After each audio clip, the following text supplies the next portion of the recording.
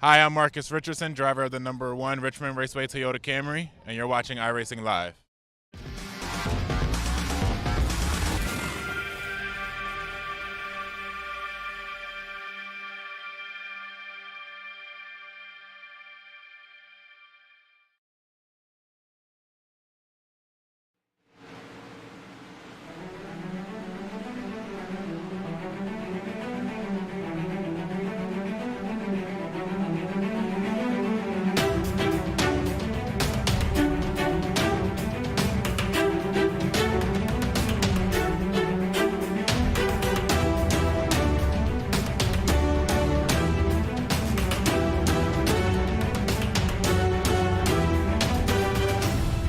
Tonight from the Charlotte Motor Speedway, 300 miles standing between in the green and the checkered flag from Concord, North Carolina, in the longest race of the 2018 season. With 6 races down into tonight, and with 6 races to go outside of tonight, headed into the playoffs, those hoping for a late season push to the playoffs are starting to run short on time. We go racing for round 7 of the 2018 NASCAR Antifreeze iRacing Series next on RaceSpot TV and iRacing Live. But before we do so, let's get caught up with a look back 2 weeks ago to Kansas in this week's installment of our iRacing Race Recap.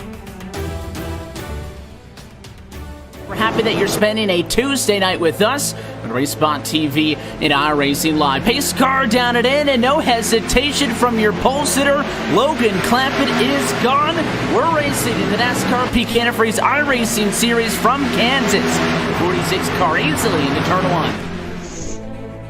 A little bit of nervous energy per se around here as we work lap 15. Oh, there's going to be contact with the 83 machine. The 34 Abusa hangs on. Still sideways, and he's going to get the 5, and there they go. It's Conti up into the outside wall. More traffic trying to come through, and there is finally the caution flag at lap number 15. That all started way back in turn 4. Keegan Leahy is there. He has caught Zach Novak. It's 2 car lengths between your top 2 as the 15 has seen that number 24 VRS car get bigger and bigger and bigger in the rear view, and now he's going to look to the inside. Is Keegan Leahy for the lead position, and he's going to make this thing look easy like Zach Novak is standing still. Keegan Leahy to the top of the board. You can see the speed difference by the 78 machine. The one thing I'm going to be watching, Randy, is that interval between he and Keegan Leahy. If Clampett does have the ability to make this on one stop, Leahy's already pitted, so Leahy's got to make one more stop as well. So essentially, you're looking at these 2 drivers now head-to-head. It's a 20-second advantage for Clampett that Leahy's going to have to try to make up. If Clampett gets to his number and is able to pit before Leahy catches all the way back up to him, the advantage then swings in Clampett's favor. So that's going to be a good indication of watching the interval between the top 2 on just how close these guys are going to end up. That is, again, if those fuel numbers fall into the green. It's getting ready to go time. Some of these drivers are going to have to come down onto pit road. The question is when and what lap they decide to head down to get service on their car, and keep an eye on that Logan Clampett car as everybody else continues to pit. He continues to move a little closer to the front. There goes Keegan Leahy to pit road. Your leader's going to come down onto pit road, lights the tires up, trying to get it woed down to pit speed. Keegan Leahy, check that Logan Clampett right now, 15th. Hurst going to come down as well. Novak in the 15, Hurst, and that should put the 46 of Logan Clampett to the race lead in this one. Trying to go head-to-head with wherever on track Keegan Leahy's ended up. The tire advantage is definitely in Leahy's favor. Clampett right now going halfway down the back straightaway. Leahy is scored in 9th position. He's on the front straightaway, so that is a half of a racetrack, almost a 3/4 of a racetrack advantage for Clampett, who right now is about a second slower per lap. And looking at the time sheets with about 30 or so laps left to go, if you can maintain that speed, you'd catch it. The problem is, those tires aren't going to stay nice and fresh like that for Leahy for long. Those intervals are going to get smaller and smaller and smaller. The 24 car's got to work right now at a 20-second deficit. There are 5 race cars between Logan Clampett and that second place car of Keegan Leahy. Leahy moves underneath the 10 of Vincent to to put one more behind him. Still got Overland in front of him, or still got the 7 of Ryan Lowe in front of him. Still got a couple of cars there that are in between the two. But Logan Clampett's still a wee bit slower on that strategy. Is it slow enough to get Keegan Leahy up there in battle for it? And oh, by the way, how wide does that Richmond Raceway car get as he is on the apron right now? Loose. That's it for Clampett. There he is on the inside. The 46 car spins, and Clampett is into the inside wall. 8 laps from completing the call, and he gets into it with lapped cars there, into the outside wall a few times, but that time you'll see the replay. He gets sideways, goes down low, and I think it might have been a little bit of contact. No, nobody touched him. He just got stuck there, Tim, right on the transition from the flat to the banking. He couldn't hang on, and Logan Clampett tried to get a little bit too much out of that car. You go on board with him, no contact, just lost it, spun out down pit road. There's no caution, and Keegan Leahy's your race leader. A foul up the inside of the racetrack, side by side for P2. He'll crowd him off at the quarter, and Ray Alfala is going to get the second position with 1 lap left to go from the Kansas Speedway. No hopes of catching Leahy. That's a 2-second difference. The racetrack not necessarily clear in front of the 24, but isn't in any sort of position to force himself to make a move. And he'll cruise off into 3 and 4. Didn't need the flair for the dramatic to try to mix it up. He had confidence in his race car. So good all night long. And Keegan Leahy going to be the second multi-time winner of the year. Leahy, your winner from Kansas in the NASCAR Peak Antifreeze iRacing Series. Second win on the season, accompanying a win from Phoenix earlier this year.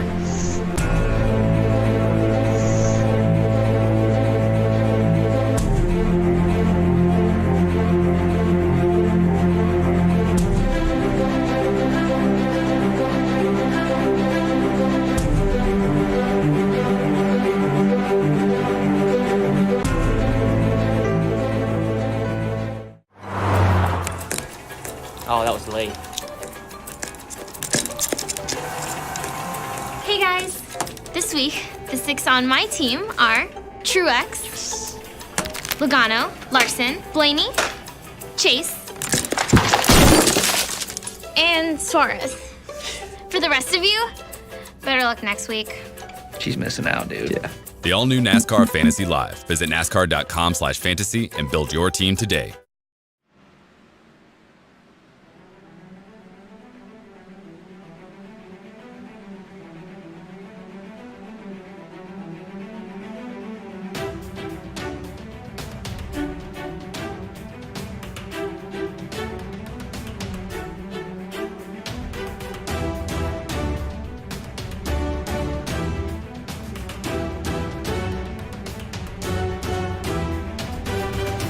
The road to $10,000 rolls through the Tar Heel State, and tonight from the Queen City, this is race number 7 of the 2018 NASCAR Peak Antifreeze iRacing Series live from the Charlotte Motor Speedway is where we say good evening, sim racing fans, and welcome to tonight's Charlotte 300. As always, myself, Evan Pasoko, Tim Terry, Randy Cheneth with you at a Race Spot TV booth with Hugo Luis downstairs, and Tim getting set to go trackside momentarily. Longest race of the calendar year, 200 laps due up under the lights.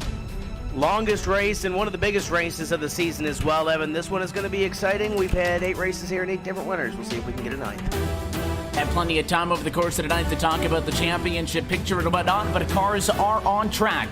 With the practice sessions since they have been rounded to a close, so let's go down trackside and take a look at your Race Spot TV starting grid. A pole position in this one going to go to Christian Chalater, his 27.403, by far and large the best time in qualifying, so he'll get to roll off all the way up the front of the field. Keegan Leahy going to join him in the number 2 position. Nicholas Shelton and Chris Shearburn going to make up row 2. They start 3rd and 4th respectively. Zach Novak rounds out your top 5.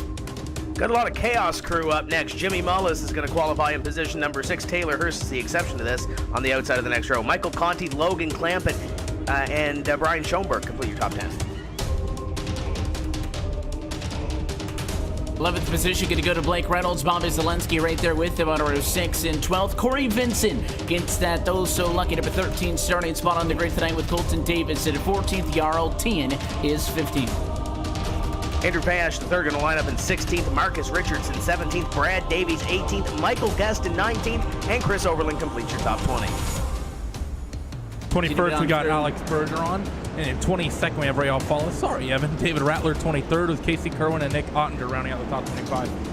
Wrap things out here as well. 26 going to be Nolan Scott. Casey Tucker, he'll be just behind 27th. There's Joe Lorello, 28th, 29th. Grass and Philip Diaz in 30th. Just to put a bow on everything, to way back 31st, Jake Sturgis. Ryan Lowe, 32nd, 33rd for Matt Busa, and 34th for Adam Gilliland. That is a look top to bottom at your Race Spot TV starting grid. Randy, we talk about the Charlotte Motor Speedway. Yes, it's a 1.5 miler. It's an intermediate racetrack, quad oval with 24 degrees of banking, but we are going racing 200 laps, 300 miles tonight. That is a lot of action on what are going to be some pretty loose handling race cars for the majority of these runs. It's going to be an exciting one. 34 cars, longest race of the season. Like we said, I expect some interesting strategy calls over the course of this one, and likely at least one, if not multiple, long green flag run.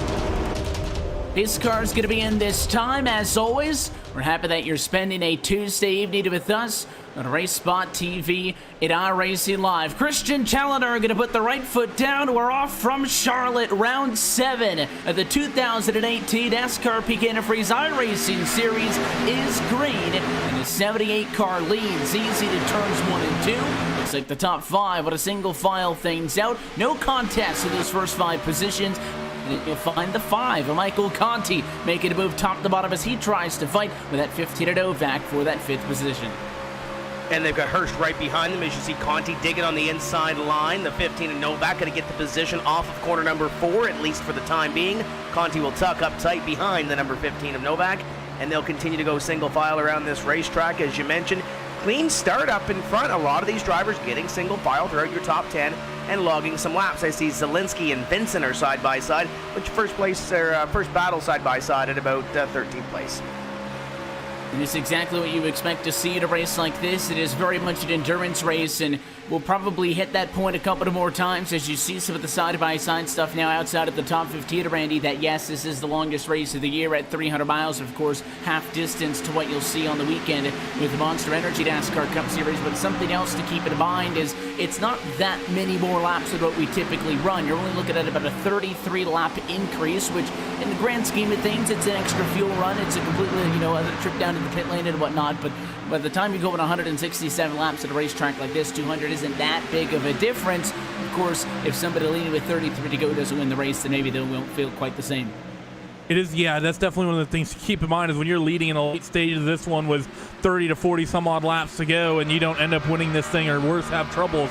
It's going to be one of those things in the back of your head just thinking about, man, if it would have been just a regular night in this Peak Antifreeze iRacing Series, I would have been the winner. So those guys that are leading at that stages, they're going to have that working in the back of their mind. You're also going to have to keep in mind, like you said, strategy. That extra 30 some odd laps of this event is going to make things real interesting on what these guys decide to do on pit road with that additional stint that you have to do on the tires and on the fuel. Might make you make some interesting moves. As the number 5 machine of Michael Conti is already getting in some fights here towards the tail end of our top 10. And you're right on board there with Corey Vincent, seeing how high those speeds get up, and he got a good look at this battle that Conti's involved in. Right about middle portion of the top 10, that 5-car tucks along behind it, Jimmy Mullis. Mullis actually losing a spot last lap to the 15 of Zach Novak, and Novak on the left-hand side of your screen right there in the 15 Toyota. He wants another position from Shearburn, and he is going to get it. So 2 passes in as many laps for the 15 of Zach Novak. He'll get to a race-high P4. Look like the 36 thought about going to the inside and look out the back of Novak's entry as he'll lead at a turn 4. And a great qualifying effort for Chris Shearburn as you look back to that number 36 car. Zach Novak seems to be on a rail here early, moving up into position number 4, but great qualifying effort by Shearburn. We mentioned Chalner on the pole position in this one, and he's looked pretty good so far up in front. He's got 0.4 of a second between himself, Keegan Leahy, and Nick Shelton. And Shelton has had a good rookie season in this series so far, Evan, running in position number 3, and right now, he's really no pressure from behind, but the way Zach Novak's driving, he might have a little bit of pressure here in a few laps. Yeah, and he started in P5, dropped a couple of positions, though, right out of the get-go. Conti was one of those drivers pressuring him that we saw on that opening lap, and then all of a sudden, a whole lot of 2x2 action. You'll see the field coming to turn number 2. Race leader Christian Challenger leads the way in the 78. Then it's Leahy, Shelton, Novak, Shearburn, 1, 2, 3, 4, and 5. And just behind them, Logan Clamp, it's 46 Toyota. Finishing out a fight with Michael Conti to stay in front of him. It's only about 2-3 cars in front as you look out the front end of Blake Reynolds. There's that red number 46 at Clamp at left hand on the inside of the 27. And to make it side by side for P6. The teammate's going to go wheel to wheel. He'll do corners number 1 and 2. Can that number 46 of Logan Clampett make it stick down there on the bottom? He works down the back straightaway, doesn't get a run, and actually Jimmy Mullis up top of the 27. Big head of steam. He's going to be able to hold on to that 6th place position, so not quite able to make that bottom work. And now you see the 46 of Clampett looking at that top side, gets the space and gets a run. Logan's going to get creative with it, go 3-dimensional. He's going to make a move up top, and he'll have the spot, I think, in a 1. He will clear for that position, so Clampett gonna end up slotted in for the Bullis to take away P6. That's up 3 spots already for Logan Clampett. Nice early start to this one from Charlotte, and they now see a little bit more side by side down back straightaway behind them. I think that's the 74 of Taylor Hurst that it is. Side by side, Michael Conti has been awfully busy for the start of this race. That 5 machine, very easy to tell whenever he's on a racetrack with those bright yellow numbers on the 5 Chevy, and he's trying to get around Taylor Hurst here, who is still sticking it on the inside of the racetrack. Not sure how long he'll stay there as we look up front. Battle for the race lead. Keegan Leahy trying to challenge on the inside of Challenger, and a good run off of 2 for the 78 as he keeps the 24 behind him for the time being. He had a good couple of tenths of a second lead up front, and now the 24's caught up to him. I don't think Leahy is going to roll over here. Watch the big run. He gets back to the back bumper. Does he look to the inside? No. At the moment, he'll stay right behind him. Yeah, we mentioned a couple of moments ago that it was about 0.4 of a second that Challenger had pulled away from Keegan Leahy and the rest of the field, and now Keegan is there trying to make another move, trying to set it up, got that inside line working, but just couldn't seem to complete the pass. If he gets to the top side like he will here, maybe he can get the run off the corner. If he can get up there, Challenger on the inside, gets close off of corner number 4, but Keegan going to get the run through the dog leg, and it's going to be close at the line to lead that lap. Christian Challenger got it, but Keegan Leahy on the outside line going to try to get that momentum off of 2 here. And the 24's got a good run this time off of the corner. He is going to get him lap 13. First change for the race lead tonight, as it is Keegan Leahy going through to the point in the number 24 machine. Has gained 2 positions coming into this week in the NASCAR Antifreeze iRacing Series power rankings for week 7, and he has powered his way to the race lead early on. And this might be scary for this field to watch, because one of the drivers I spoke with before the race said that number 24 was likely going to be the quickest car of the night, and look for that entire Phenom Racing group to likely be the quickest on the evening as well. So this number 24 car gets out in front. We've seen him check out in the past a couple of times. Let's see if he can bring one home as he comes off corner number 4, begin lap number 15 of 200. A long way from home from Charlotte, but so far a good start. The 34 cars, should say, that took the green flag in this race are still running down the racetrack. That's all the way up from Keegan Leahy leading down to Adam Gilliland, who's in 34th out of 34 positions. There's been plenty of stuff up inside of the top 10, keeping us busy throughout the start of this race. Challenger in the 78 machine, you see there, starting to lose time to Leahy. The 24 has pulled a good little bit of a gap, and at 15 machine is Zach Novak with company. Nicholas Shelton in tow. The 3rd and 4th placed cars very quickly up to Christian Challenger. Could be a good fight here for 2nd. And not too far back, just out of your shot, you see Shearburn and you see Clampett going at it for a position. So if these guys get busy, you're going to see them close up on what is that battle for position number 2. As it looks like Novak trying to get that second groove working on the outside and trying to catch Challenger, trying to make a move like Keegan Leahy did on that 78. You ride on board with Novak as he tries to set it up, goes to the inside, and he'll try to set it up down into corner number 1, side by side for 2nd. And 15 to Bashid on that lower line. That's where Leahy tried to get around him the first time. Randy wasn't able to do so because right there off of 2, that 24 degrees of banking really lends itself to a good defensive position down the back. And the 78 Chandler actually gets about 3 car lengths of distance by the time they got down to turn 3. Leahy was able to get to the outside. That was the key for him to complete the pass. We'll see if Novak wants to try that as well, or if he'll give it another shot down low. First thing he's got to do is get back to the back bumper. Should it be too hard for the 15 to make up those few car lengths that he dropped back? You can see a higher line in 1 and 2. He uses that run, and he'll get a good look to turn 3.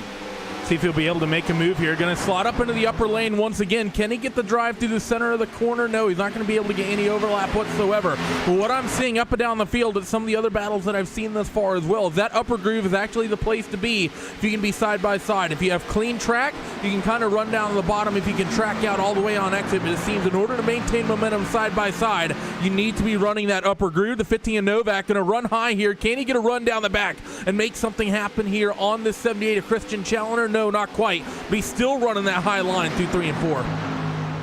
Is still up on that higher line of the racetrack. You can see those other cars, Tim, that you were talking about, clamping right there at a 46 machine. Of course, Shearbird in front of him as they have joined the party. So it is now a 5-car battle, all trying to get around that 78 Challenger. And he could very easily get stuck at a line here and lose a handful of these positions all at once. He's now a second behind Keegan Leahy, who is absolutely checked out up front. You saw him there, headed off to turn number 3. Of course, the interval's at the top of your screen. You'll see just how far everybody is back for the race leader, but the 24 machine not slacking around. As soon as he got to the clean air, he has checked out. And Chalmers right now hoping that he can find a little bit extra. He would very much like if Novak and Shelton maybe started fighting, Chris Shearburn, Logan Clampett maybe went side by side on themselves. As you look out at the back end of your race leader, if somebody else was fighting with each other, it would give the 78 a little bit of breathing room, but right now I think they're all pretty much focused on getting him.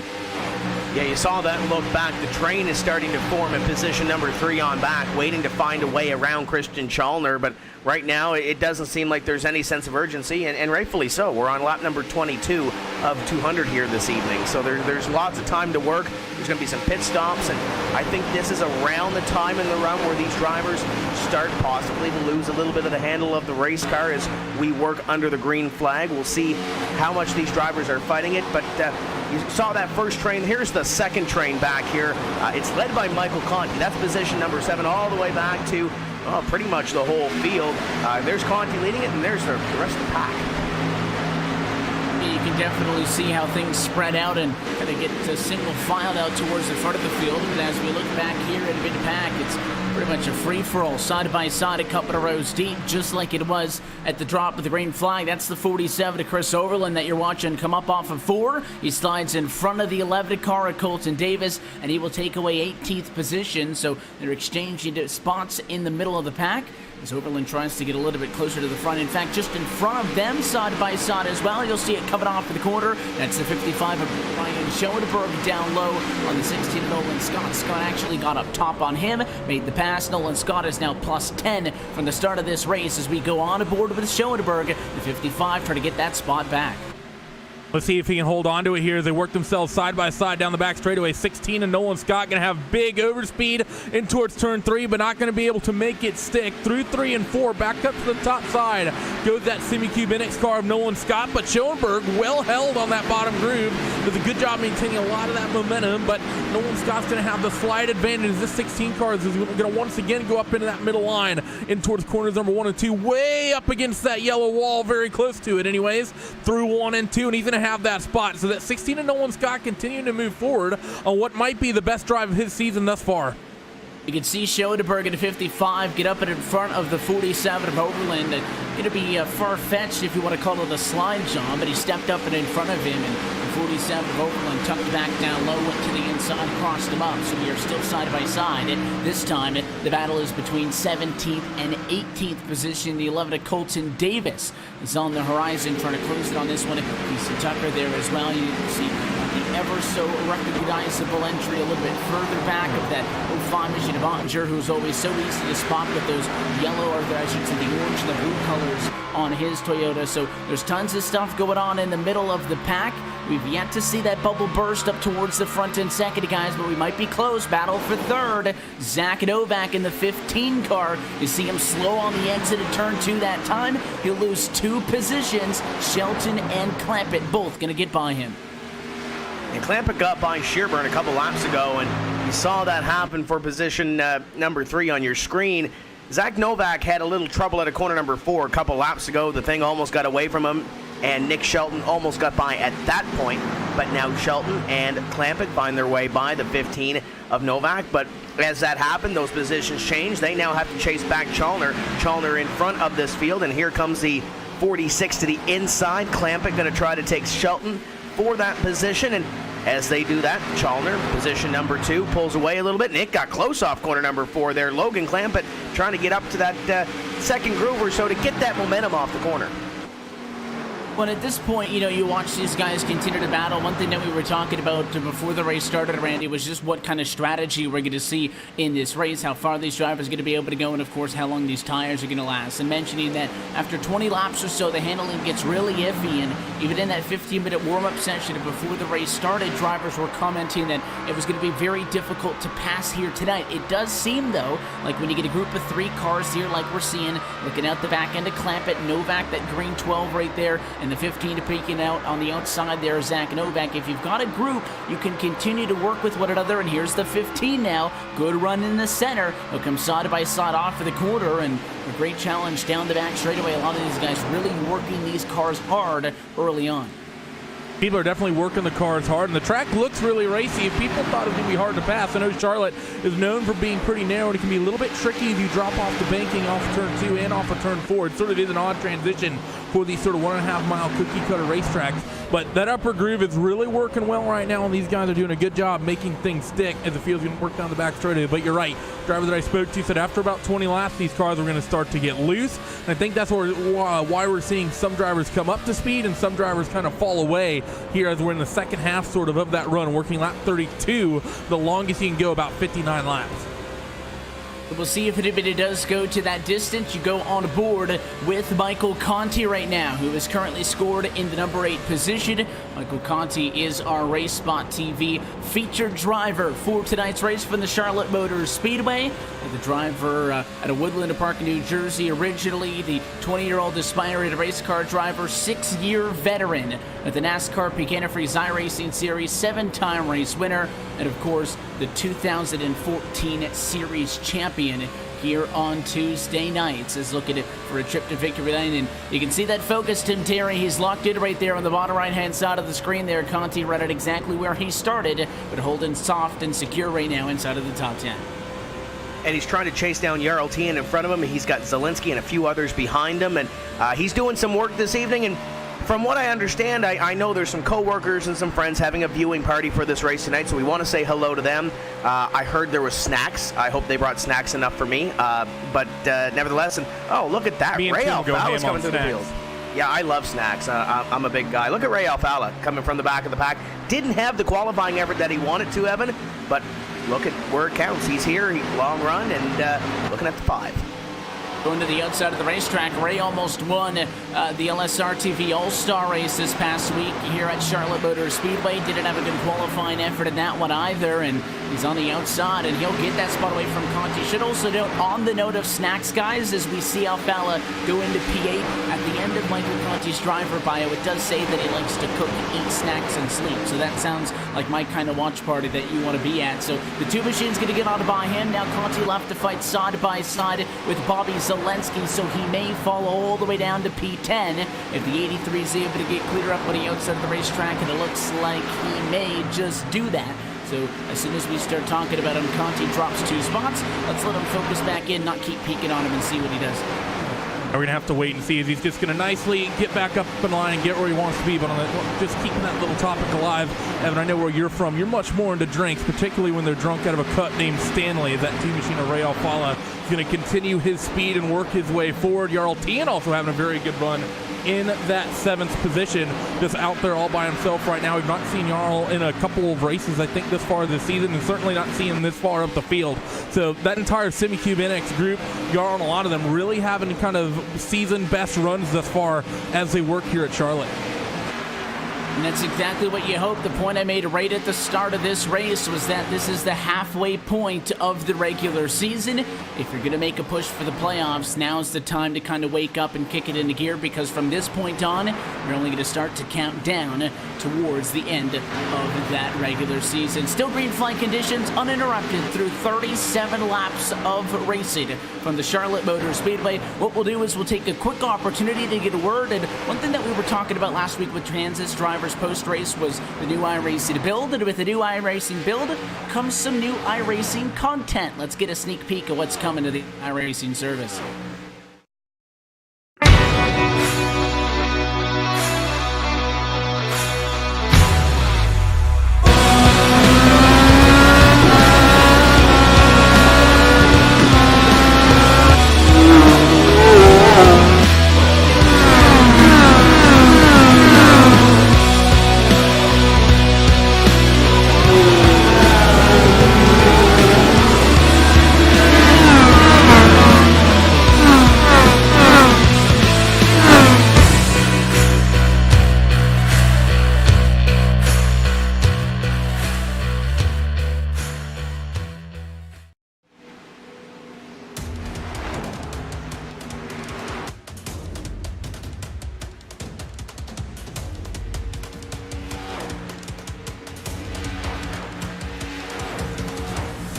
And back live from the Charlotte Motor Speedway, that's a good sneak peek of the Belle Isle that is coming soon to the iRacing service with that new build. New build also going to be in effect before we come back and go racing again next time in the NASCAR Antifreeze iRacing series. We'll be back in 2 weeks' time, June the 12th, for the Michigan International Speedway. But happy that you're back with us on Race Spot TV at iRacing Live. Still green and closing in on our magic fuel numbers. What we're waiting on right now, Keegan Leahy, who started this race in second position, continues to lead now by 1.9 seconds over Christian Chalner, who runs in at number 2 spot. By the way, still under pressure by Logan Clampett, who's had a very impressive opening run up 6 spots to third. But I will admit, Tim, Chalner had about 4 or 5 cars stacked up on the back end of him 15 laps ago, and I wouldn't have been surprised that all of the 78 had got caught by all of them and passed by all of them, maybe fell to P6, but that 78 machine has done a very good job of weathering that storm to stay right there in second. Compared to those other drivers behind him, it didn't look like he had the middle run speed. Of course, we're working a little bit closer to the end of the run as we would be the start of the run, and it looks like Chalner's picked it up a little bit, or those other drivers have fallen off. One of the two, but impressive run by Christian Chalner. Had a top 5 earlier in this season and looking pretty good right now in Charlotte, albeit we are still early in this one, working lap number 43, but 2 seconds behind Keegan Leahy, running in position number 2. Nothing to shake a stick at right now. Belton just a little bit further back from those two. He runs in 4th. Zach Novak inside of the top 5. Only Jake Sturgis has lost his lead lap status in this race. The 41 machine just came down pit road at lap number 39 for what looked like scheduled service. Did make a mistake in the box, so he may have only gotten 2 tires on that car. Have to follow up on that to see if that may just be the case. However, it is the unofficial start of the pit cycle. But Randy talking about 59 laps maximum. Where does that put us in this race? If you could go 60, just easier to do the math than 59. Cut me some slack. If you could do 60, you get to 120, you get to 180. You're not going to be able to complete this race on just a couple of runs of that distance. So maybe a short pit by a couple of laps here or there, considering the fact that you will need to make an additional pit stop, not the worst idea. No, it definitely is, and I think you might want to take about 5 off. That'll put you about 55, 110, and then 165, give you about a 35 lap sprint to the end. You could also go 50, but that would get you sort of equal quarters for the entirety of the race. I think I might be a fan, though, just trying to keep track position as long as I can and running this tank dry, just basically strictly in case I get a yellow. I want to make sure I have track position and am out front for as long of a time as possible. You can work the undercut when those guys do come down pit road. You will have the track position, but after a while, they will end up chasing you back down. And, of course, you will end up making more trips down pit road over the course of the event. So I think for these guys, it's not really trying to get this thing to the 200 laps from the start of the race, because I think pretty much everyone is expecting a bit of a reset and a slowdown and a caution flag at some point in this one. It'd be a little bit unheard of with the way this season has gone thus far to go all 200 under green. That said, I'm pretty much open for it. And I think I can trust Randy's ideas on the pit strategy here, Tim, because talking with him again to mention that these cars are going to be very loose after 20 laps. We've been on board with Michael Conti again. He's still locked in as you see what he sees. And of course, you take a look at him behind the wheel of that number 5 machine. But that car is extremely loose, making a lot of those slight shuffles to the left and to the right, almost sawing at that wheel to keep that car underneath him as he goes to the corners. And all at the same time, not only trying to just not wreck the car, but also try to advance his position as he looks up in front of him to maybe try to do something with that orange number 83 of Bobby Zelensky. And even Marcus Richardson in P9, not all that far on the horizon either. And a vast majority of these drivers on this racetrack are doing the exact same thing that Michael Conti is right now, trying to get some speed and trying to close in on his competitors, keep those behind him that already are, and trying to balance that fine line of fast and loose and out of control all at the same time. I think the only one that may not be fighting as much as the rest would be Keegan Leahy, and he's now got a 2.1 second lead on Chalner and the rest of the field. So it looks like for the most part your top 10 has really subsided, found a place to race right now. It's except for maybe Novak and Shearburn. Shearburn trying to set up Novak down into corner number 3. Can't seem to get there, but that looks like the only real battle in the top 10 right now. And Mullis coming down to the pit lane, so maybe another one of the earlier trips down pit road. So we'll see as he completes his service just how long the rest of this field is going to wait. If you pit right now, lap 50, we're quarter distance. You can do it on a 3-stop strategy. Again, all of this is assuming, Randy, that this race stays green, but I think that's kind of how you have to base your strategy. Yeah, it sort of is. So, I mean, I definitely don't blame anyone for maybe coming down a little bit early. As I believe Christian Chalner is on pit road, Logan Clampett's on pit road, Zach Novak. So a lot of people deciding 50 laps is where you want to go. Chris Shearburn, so your own team is going to go by rail. Follow the one car issues for Marcus Richardson. He's actually, I think, just about in the inside wall on pit road. He's going to reverse. Hopefully he doesn't collect anyone, but problems getting down to pit road as it just became a very busy place quarter distance into this one. It's a tough pit road entry, Tim, and that one car was kind of stuck straddling the banking in that transition, which is a pretty rough transition to the flat of the apron here, and it was very sideways. You saw almost everybody locking it up on pit road entry, but he went all the way around, kept it out of the inside wall. That's going to cost him a lot on time, though, as everybody goes for their 4 tires and fuel. Race off for the pit lane. That is Logan Clampett's 46 Toyota in front of Christian Chalner. Clampett was so aggressive into pit road, closed in at least 3 car lengths, and he'll win the race off of pit road. And you almost have to do that here to try to pick up positions, especially on these long green flag runs. Zach Novak is now coming onto pit road. He will surrender the lead position to come onto pit road. Taylor Hurst behind him in second will also peel onto pit road, and we'll see who else stays out in the racetrack. I believe the battle for the lead coming across the stripe was Fayash and Diaz, and Fayash will get the position for the time being, but Diaz going to go to the inside, and this is the battle for the lead right now on lap number 53 with 2 drivers that haven't come down pit road. We'll see if they want to continue to fight it out. Diaz clearing Fayash to take over again what is the race lead. Zach Novak scored 30, saw pit road, so is Taylor Hurst. The RLTN's number 3 car just now getting back out onto the racetrack. So once everybody decided to take the dive and go for pit lane, it happened very quickly. Only a handful of cars still yet to come down pit road, and the longer Diaz and Fayash stay out, the longer that all these drivers lap down are going to have to stay a lap down. Right now, 9th through 34th over lap down. That's just by the nature of those cars having come down to the pit lane to complete service. The big thing to watch, though, is the fact that Clampett again was able to get up and in front of Challenger, but it's not necessarily going to put him to the race lead in this one. The 24 of Leahy, different trip down to the pit lane, came down earlier than both of those cars, and it looks like once the cycle is fully completed, that Keegan Leahy's 24 car going to go all the way back to the race lead. So good job for him to be able to defend that lead position, pit maybe 1 lap sooner, and good job by Clampett to get around Challenger. Couldn't do it. Tim was all over him for those 20 to 25 laps in that battle for 2nd and 3rd position. Now we'll see that he's clear if he can catch up to the 24. I think it's a good call by that number 24 car to come down a couple of laps early, because we know you can go well past lap 50, so it's not a hard number 50. You have to come down pit road. You can decide to come down a little earlier, maybe work the undercut, and use that extra 9 laps on that second stint. And I think that's very smart by that 24 Keegan Leahy. But I also like what our current top 2 are doing, and Phil Diaz and Andrew Fayash the third, as Fayash, I believe, is actually coming onto, or no, that's off of pit road in that number 77. but I like these guys going for the long route on terms of the strategy. It just gets them off cycle, and in this next stint, if it stays green, they're going to be looking at going about 12 laps extra than the rest of the field, and then nearly 20 laps extra on that third stop if it does end up staying green. So I think very good call by these guys just to get off cycle and at least just try something different as opposed to just sitting in the mid-pack all night. And this time, the number 24 of Keegan Leahy is going to come off for the quarter, and he will be once again scored as your race leader from the Charlotte Motor Speedway. So we're able to now look at the actual intervals, I should say, and to pick up the pieces and figure out where we are running it now as we are through quarter of the way so far here tonight from the Charlotte Motor Speedway.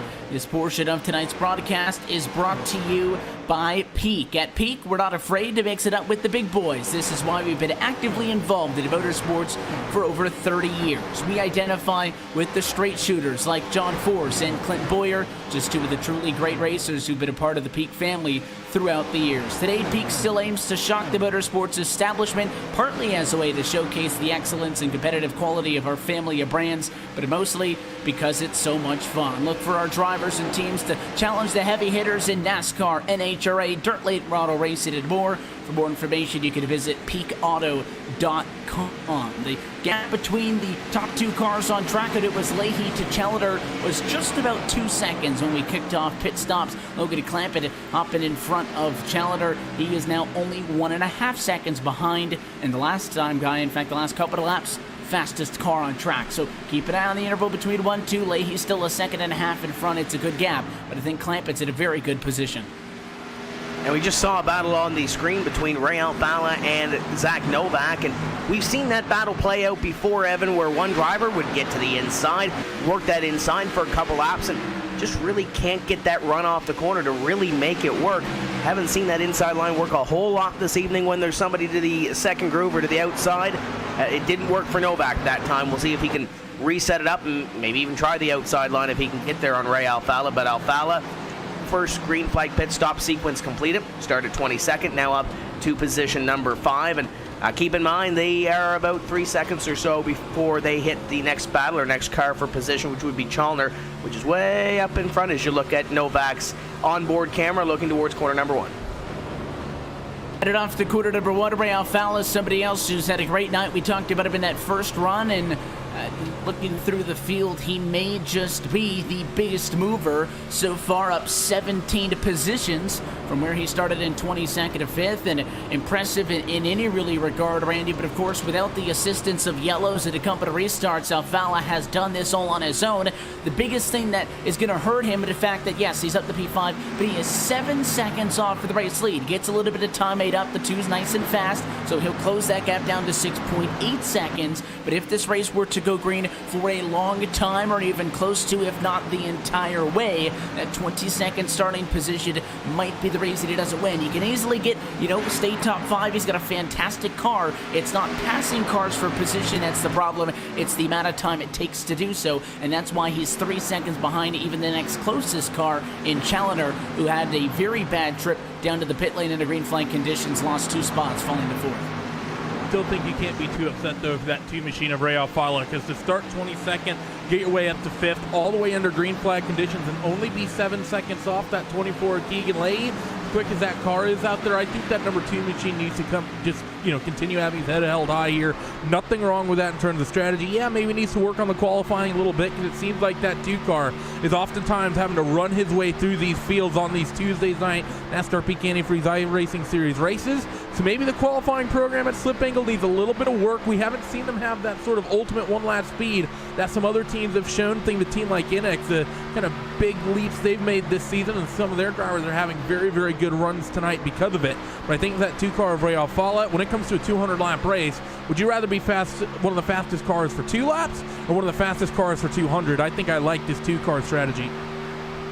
He's definitely, again, in a very good position. He's not the only driver who's picked up a ton of spots. That's why I was just kind of looking at the field. You got somebody like a Nolan Scott up 13 positions. Somebody like a Matt Busa, who's side by side right now, trying to get another spot away from the 27 Mullis, and he'll do so. So Busa as well now, having gone 33rd to 14th, I believe, is also now up 17 positions in his own respect. So there's a couple of those cars that, again, very good on track. There's no denying that, I am not at all surprised to be saying, Tim, that Matt Busa and Ray Alfalla have speed, but we've seen on numerous instances so far this season drivers have potentially race-winning cars, or at least cars that can be up there and fight for a win if you get the right circumstances, but that bad qualifying effort just set them so far behind, and Busa's 30-30 and a lot worse than Alfalla's 22nd. That's why he's still mid-pack, despite the fact that he's nearly past 20 cars.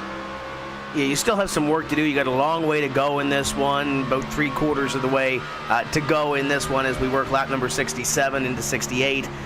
But Ray Alfalla, if this thing does go green, he's 6.9 seconds behind your leader, Keegan Leahy. You look back to Matt Busa, has a little more work to do, about 13 seconds or so behind as he battles with Nolan Scott for that position. Got a couple more in front of him. So if this thing were to go green to the end of the race, 200 laps long, you'd have to work a little harder if you're Matt Busa, but still a lot of ways to go and a lot of pit strategy to be played. So there's I don't think we can really make any predictions right now who's going to end up at the top. But of course, Keegan Leahy right now looking good up top, 1.4 seconds up on Logan Clampett and the rest of this field.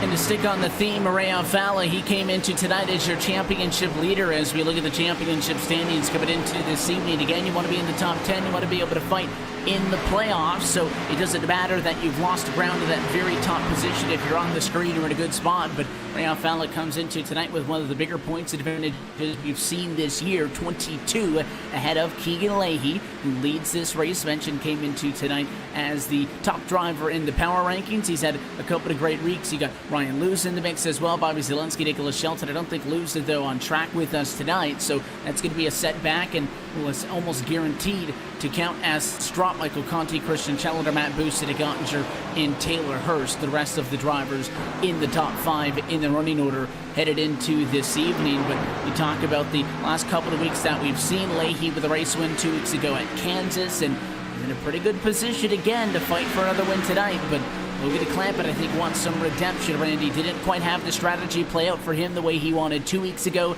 Took a gamble, did not work out, and, well, he's catching up to Keegan Leahy 0.3 of a second of a race from that gap at about 10-15 laps or so. He's going to be down to a second before we know it. Yeah, it was an interesting call last week from that number 46 car, but I don't know. Hopefully things end up going a little bit better for him. He's definitely looking really pacey right now. He's brought that gap down to that 24 of Keegan Leahy to 1.2 seconds, and he's circulating about 3 to 4 hundredths quicker per lap. So maybe that extra kind of couple of laps of that 46 hook is really paying off in dividend cycles through the racetrack. Actually, the 24 got the better of him that trip around the racetrack, but he's actually as well dealing with a little bit of traffic. The aid of Adam Gilliland going to go to the top side and allow that 46 of Logan Clampett through. I believe Adam's the second car.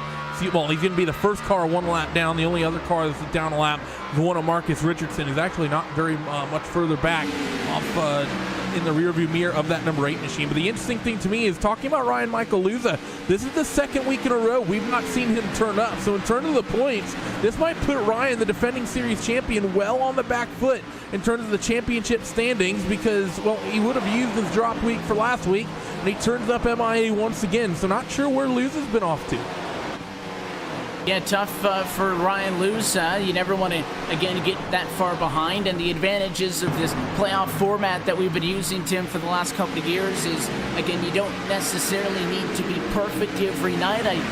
I don't want to say you don't have to be here every night. Again, the drop really helps, but you start talking about missing multiple weeks and you're not making things easier on yourself. But under the older format, you miss 2 and you're done because you're going to be fighting for the points all season long, at least in this current iteration of this NASCAR PK Antifreeze iRacing series. We hit the reset button if you're up there in the points after the first 13 weeks. And then you're back at an even playing field. That's why if I'm somebody like it at Gottinger, sure, I'm 80 points behind Alfalla, but that doesn't concern me because all that'll even up later on. And you talk about that drop for Ryan Luza. You look at the points right now, and that drop's not even factored in. He's currently 3rd in the standings, so when you include that drop, he's still going to be there. So maybe you include 1 less race, and maybe he's still going to be in the top 8, but that also does not allow for if he comes back in 2 weeks' time, something happens, a crash or something of the sort. happens there. So we'll have to keep an eye on that.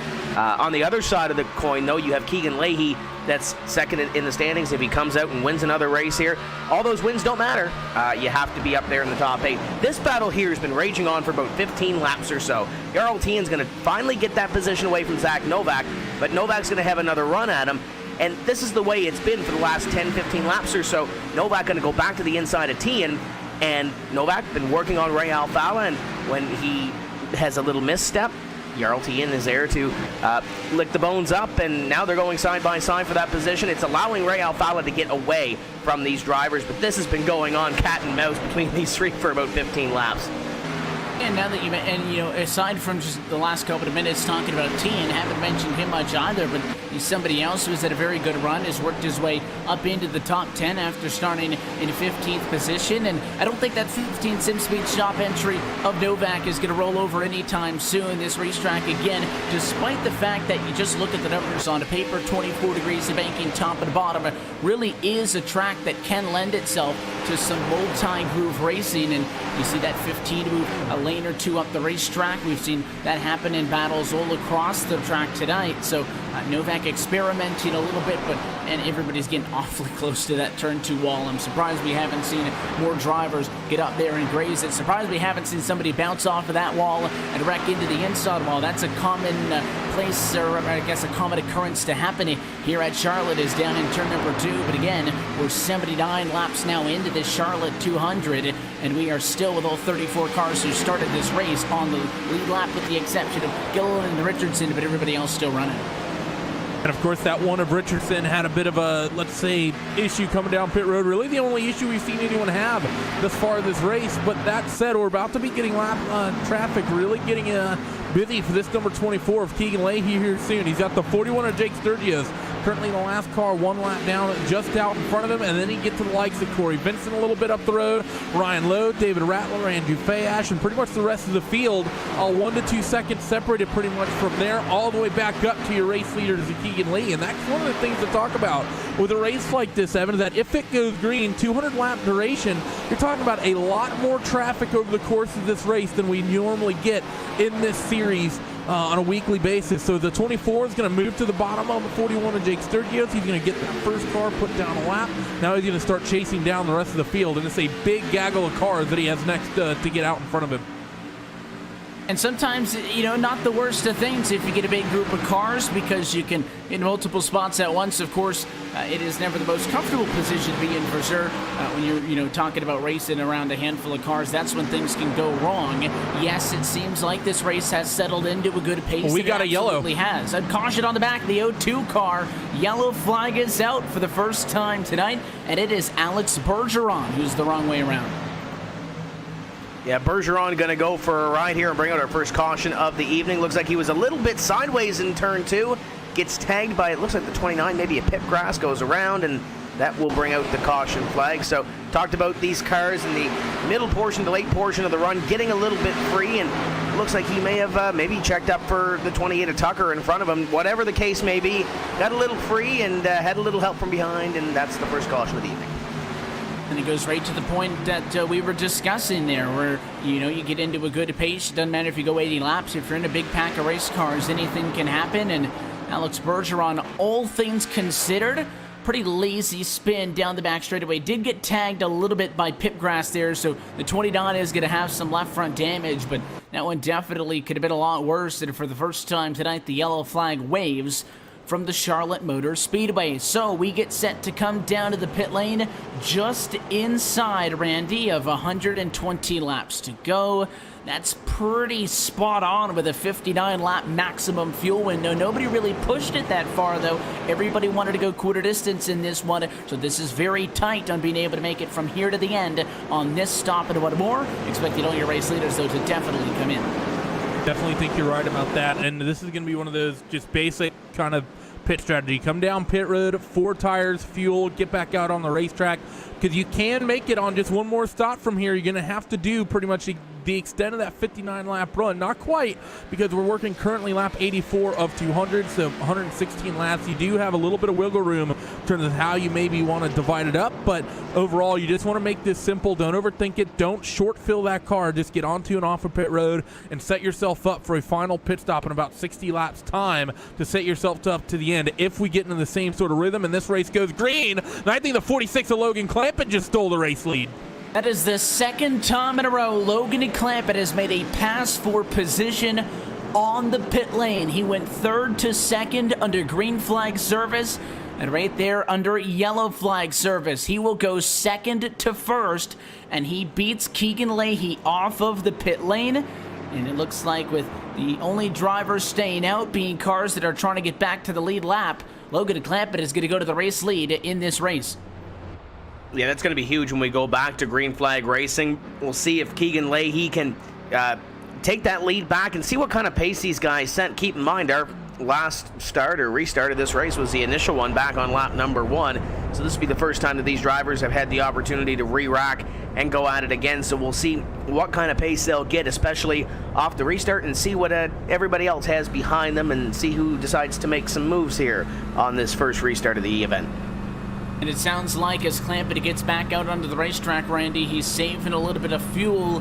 Cautions tend to breed cautions, and you just look at trends, and it would suggest that this race has at least a couple more yellows in its back pocket, but you always have to prepare for going to the end of this race on what you've got on board. And in theory, if you're pushing it to 57 to 58 laps a run, which is at the very maximum of the numbers that we were discussing earlier, you could, in theory, do this on one stop from here to the end, and it sounds like the guys up front saving fuel as soon as they got off of the pit lane. It's smart. You want to commit to that strategy call early. I mean, in 2002, Paul Tracy nearly won an Indianapolis 500 doing that. A lot of people, they'll sort of wait 10, 15 laps in the run, and then they'll start saving fuel. More often than not, the best call is to go out there early and start saving fuel from the minute you get out on the racetrack, and then that'll give you one of two options. One, gives you potentially the maximum fuel delta that you can save, potentially extend an extra lap, if not two. Or two, when you eventually do hit that number, you can push at the end of the run where everyone else might be saving gas. So I definitely like this from Logan. Just start saving early. I'm sure there's a handful of other people in the grid that are making the same decision too, and it's definitely a smart one. So the new running order as we get set to go back into green flag conditions. Lights out on top of the pace car. You see the wave around cars go on through. Adam Gilliland as well. Looks like the 41 of Jake Sturgis and Michael Conti, some of the names of the drivers that are taking their wave bys, or at least are scored all the way there at the back of the pack. Everybody but Richardson and Bergeron are going to be scored on the lead lap for this restart. And again, if you're the O2 car, you got turned off for the corner at about 170 miles an hour, you're only a lap down, your car's at one apiece, that's all good news. So we'll have still 32 cars on the lead lap, while 34 still running, but Logan Clampett takes over the race lead, so he will be the control car on the inside of the front row, and Keegan Leahy back to where he started this race, outside of the front row in second. If you remember at the start, took him to lap number 13 to make the first pass for the race lead. Has not looked back since then. Clampett was closing in, raced about 4/10 of that advantage that the 24 had on that last green flag run before the yellow flag came out. And this is where we are. So let's see what the 46 machine can do. Clamp 9th to 1st. Going to be his first time in control of the field as the pace car heads off it in. 86 laps down, still 114 to go. But Clamp Nation leading this race at Charlotte as he leads to turn 1. Keep your eye on Ray Alfala as we work through here. He had to be good on the first run of this race in order to gain all those positions that he did. He's underneath Chalner right now for a spot. He's got the leaders in front of him. Ray Alfala is in a good position here as we work down into corner number 3.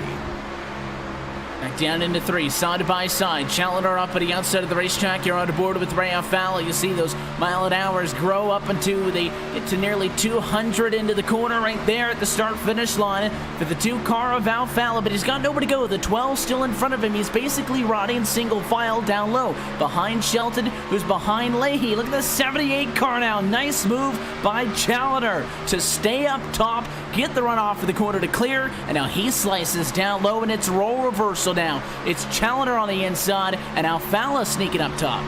He's going to spool it up. Gets a big run on the top side. Pulls alongside that 78 of Challoner. But can the new tires work the bottom on that number 78 car? Christian's going to pull a little bit of an advantage on entry. But watch the two machines spool this thing up. Should get a run down the back straightaway. And he's going to just about pull alongside down the back straight here at Charlotte in towards 3 and 4. I think that two machine of Alfala nearly has that spot. So that upper groove proving to be very, very useful. You also have the 3 of Garltian trying to follow 3 times through.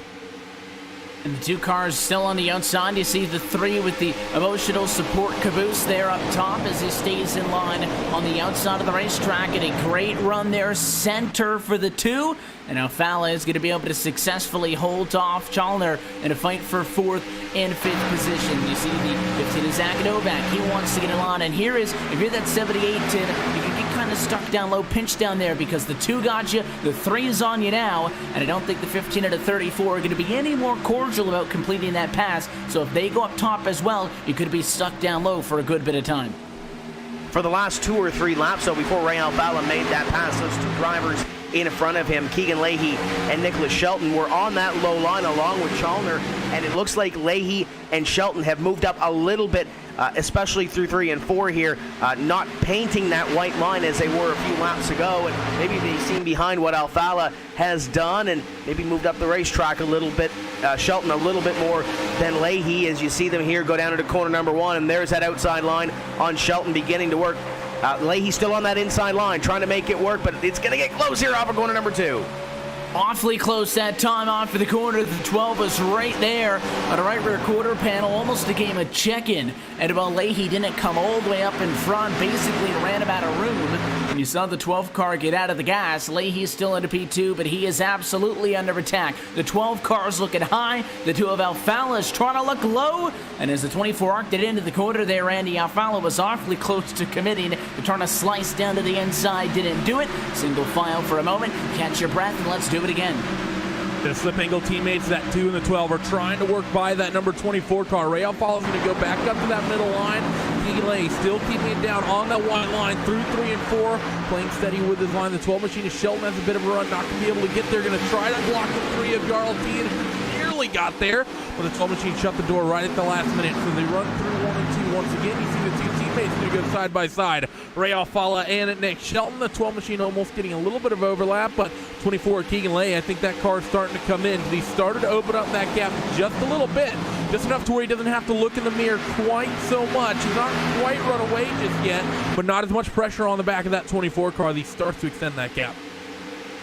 The 24 machine gets a little bit of breathing room, which is exactly what Leahy wants. We saw Challoner do something similar while he was in second, weather a big storm of pressure, and then be able to hang on for a good bit of time. Maybe the 2, the 12 were working a little bit too hard, don't have that same bite to get right up into him. Now that we start to get into another run, the tires aren't quite as sharp as they were, and you start to slide around a little bit more, and I'm sure we'll get a couple of shots on this run of Conti sawing at that wheel in just a little bit of time. But now watching the fight with that 78 car. He is still down low. The 3 did pass him. The 15 of Novak did pass him. And now it is Matt Busa and the 83 of Bobby Zelensky's turn. He cannot get off of that inside. Yeah, he's trying to get a little bit up that second group and trying to get that run off these corners, but he might have a spot in line here behind Zelensky, but he doesn't want to let it go easy. Still on that inside line, Zelensky on the outside line. They come up at corner number 4, and Shearburn closes in. Nolan Scott closes in. There's a little bit of a train behind as they continue to work around down into corner number 1. And this is now a battle for what is position number 8. Logan Clampett still has a 1.4 second lead on Keegan Leahy and the rest of the field, but looks like that inside line, he's going to find the line up high, and Shearburn going to let him in, and we'll see what Shearburn does if he decides to go down low.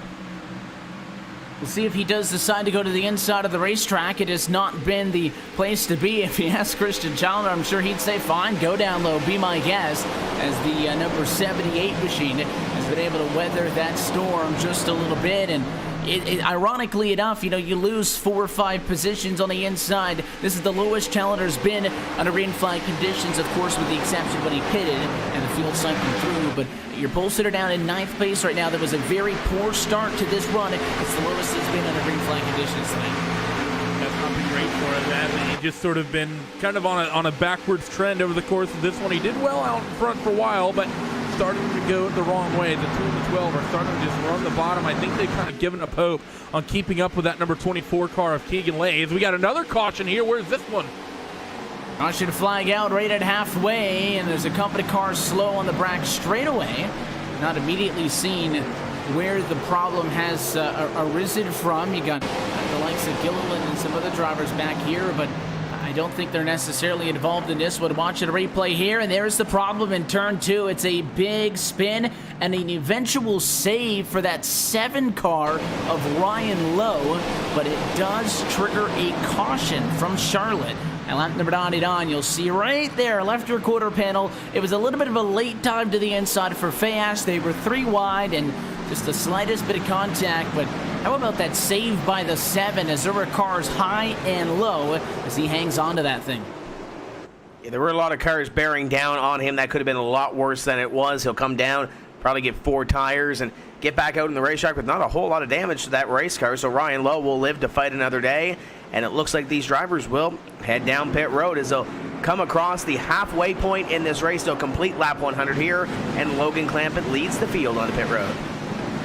As we cross over to the halfway point, this portion of tonight's broadcast is brought to you by Herculiner Bedliner. The tough comes easy, and you can hit the reset button on the strategy that we were discussing earlier. Said that drivers wanted to do quarter distance. The yellow at lap 80 kind of mixed it up. Well, let's make things nice and easy once more. We pit at halfway, and this kind of gets everybody right back on cue. Logan Clampett plus 2 positions on pit road the last 2 times down. Your race leader, I should say, is the first one into his box. He'll drive out of the pit lane, really uncontested on exit. Clampett beats out Nicholas Shelton. It looked like Keegan Leahy lost spots on pit road. Not sure what was wrong with the 24 car as he went way too deep into the box, Randy, and he's going to lose a ton of spots.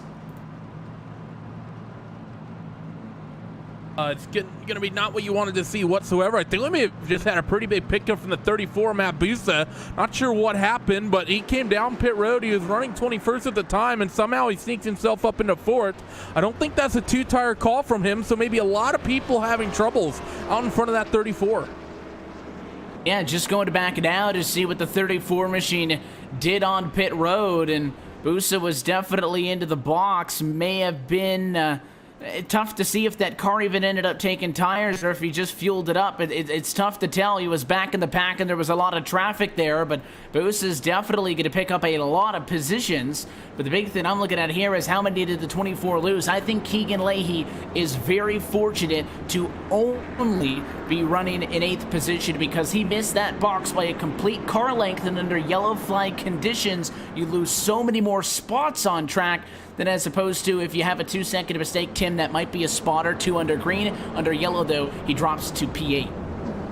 And now he has to go to work. That's what we're going to see on this restart and see where he can go, and if he gets stuck on one line or the other and goes backwards, or if he can get in the right line and go back towards the front of the field. There's a lot to decipher here if you're Keegan Leahy, but up in front, Logan Clampett, Nicholas Shelton, top 2, looking pretty good right now. We'll see what they can do on this restart, though.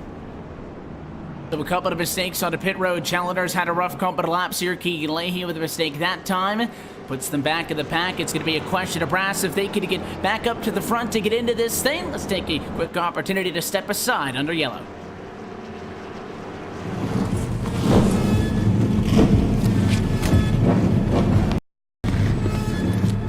Things can get rough out there. The bumper to the back of the 24! You think you got the brass? I proved it last season. That was last year. Now we've got young blood ready to take out the old. Start your engines. It's time to race.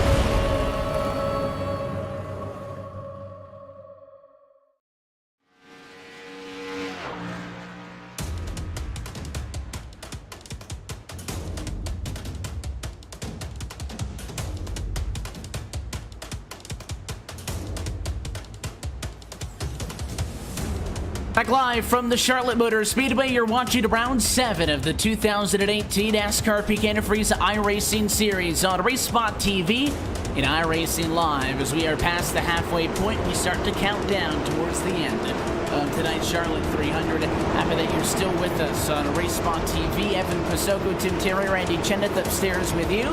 The name we've been talking about a lot the last 30 or so laps. Logan Clampett, nice and clean on pit road. So far, picture perfect down there.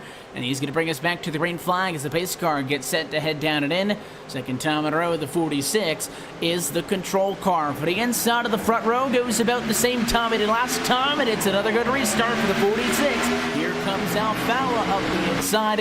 He and Shelton going to go head-to-head for second. Don't be surprised to see Ray Alfala make a move here for the lead if he can get back up to Logan Clampett. Remember, he started 6th on that last restart, made his way up, and now he is in position number 2 after starting 22nd earlier in the evening. He's going to pull down and away from Nick Shelton. Oh, Jarl Tien up the racetrack a little bit and almost into the 12 little slide job there at a corner number 4, but now Shelton is putting the pressure on Ray Alfala. Races that back bumper as they head off into the corner. 2 sets of 2x2 behind him. That's the 15 and the 3. You see battling to Zach Novak, Jarl Tien for 4th, and behind them Zelensky at a 34 of Usa fighting for 6th and 7th position. The 3 of Tien will clear the 15 of Novak for the moment. The 15 tries to drive it in, but a big wiggle on entry means he's got to roll out of the throttle a little bit as you go on board with Keegan Leahy right back there in the number 8 position. Lost about 7 spots from a mistake on pit road. He's going to have to try to get back up there ASAP. This is again for him as well the lowest he's been in the running order all night. Thing to keep in mind for this 24 is that as this track has gotten rubbered in and heated up, that 24 car has started going backwards. Keep in mind at the end of that long opening green flag run, we saw that 46 car was chasing down that number 24 machine. Then when Logan got out into the race lead, there was really no answer that 24 Keegan Leahy had. So I think for the clean track, Keegan may have had a big advantage in terms of the pace just with the car and with the setup, but I think the track's gone away from him, and I'm not expecting us to see this 24 car really fly through this little pack as out in front, side by side, the 12 and the 15, Shelton and Novak, they're duking it out for 3rd and 4th place on the racetrack. Duking it out, and Shelton's in a tough position here. You better get a spot or you might end up like we saw Challenger last run and getting pinned down on the inside of the racetrack. Tien still in 3rd, that's not a question. The 50 to Zach Novak is almost clear. That 2nd car in line up top, and interestingly enough, look at Keegan Leahy. He's also going to make a move down to the inside of the racetrack, but that's -2 now for Shelton. Nice move by Novak. Run off at the top side, slices down low. He wants to get 2 spots in 1 lap if he can get around Tien. He might very well do it here up at a corner number 4. The 3 of Tien continues to hang on the right rear quarter of the 15 of Novak. Busa is there, and then behind, Bobby Zelensky beginning to work his way towards the front of the field. He's got Shelton on the inside. Nice little battle here for position, and that 24 still creeping back there. Keegan Leahy looking to make his move towards the front of the field, but I think he might be a little bit wise here, Evan, letting these guys go side by side and try to pick his spot as he goes to the outside right behind Bobby Zelensky. Oh, it gets close up in front. The 15 has a little bit of a slide at a corner number 4. We'll let Tien take that spot.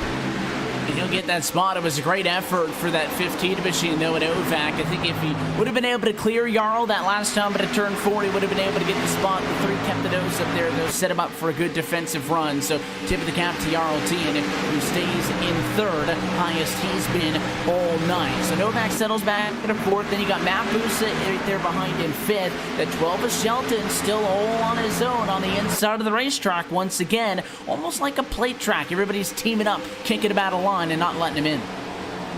It's just a freight train up on the top right now. Right now is dealing with teammate 83 of Bobby Zelensky. Next in line will be that 24 of Keegan Leahy. They're also side by side behind. You see the 28 machine of Casey Tucker. He's working it down on the inside as well, fighting with, I believe, that's Nolan Scott. That Semi-Cube NX Ford Fusion, indeed it is. So that 28 car, look for him to maybe find a bit of pace as he gets voluntarily sent down to the bottom side of the racetrack. Is out in front of him. That 12 car Shelton is going to lose that spot officially to Zelensky, who cut it off and then got right back in the line as quickly as he could. The 24 Keegan Leahy way up the racetrack. Bobby trying to block him. They're nearly 3 wide as they come off of corner number 2. When Leahy almost jumped on Zelensky there. Zelensky stepped out about a half a lane, and look how tight Leahy is. That's a shot to the back bumper into the corner. To the 24 is all over Zelensky in a fight for 6th and 7th. He almost made it 3 wide, went up top, did not do so, but I don't think that you can say that was a move out of being conservative, because he proceeded to knock a hole in the back bumper of the 83. By the time they got back off and into the corner, the 24 is going to be able to get in front of Shelton, so he's got a little bit more space. He can move laterally up and down the racetrack if he wants to try to get by the 83. The 70 into Challender's there, the 20 into Casey Tucker's there again in this big line that, just like we saw with Challenger last time, well, now he gets to kind of pay it back, and he'll get some of those spots back that he lost this time. They're picking on that 12 car, who still, with no friends down low, has now lost at least 4, if not 5 spots since we restarted. And I don't think it's done. You look back there to that number 28 car of Tucker. That's the first time we've really talked about him all night long in the top 10, or at least battling around a top 10 spot. There's Nolan Scott to the inside of Tucker. Will take that position away. But Casey Tucker having a great run here, driving from 27th up to what is now position number 11, as he tries to reset his sights on Nolan Scott after Scott took that 10th place position. But when you look back up there, Keegan Leahy making the move on Bobby Zelensky, do you think it's possibly maybe a little bit of frustration? You run up front, you run in the top 3 or 4 all night long, you have your own clean air, a little bit of real estate around you, nobody really pressuring you. Do you think it might be a little bit of frustration after getting that pit stop and being mired back here in the back half of the top 10? I think it's definitely frustrating anytime that you lose positions onto pit road, but I think it stings a little bit more to go from, 2nd position down to 8th than it would if you lost the same amount of positions, falling, 15th position to 22nd or so, because there is, the difference in speed per car. It's a little bit more the closer you get to the front of the field. That's why somebody like a Ray Alfalo, who, by the way, is having a great race, but I think Jarl Tien's going to have something to say about it, a fight for 2nd maybe on it, but Alfalo very quickly, Randy, got from 22nd to the top 10 to the top 5. But once you get up to those positions, the ability for you to pass cars is a little bit more difficult, and I think that that's the biggest thing that is really hurting the 24 to Leahy here, is that he may be quicker than them, but because the separation between cars is so much more, it's going to take him a lot more work to make those spots up. He's been working 10-15 laps since we've got it back green. He's only gotten 2 of them back. That's only a quarter of the way back to where he wants to go.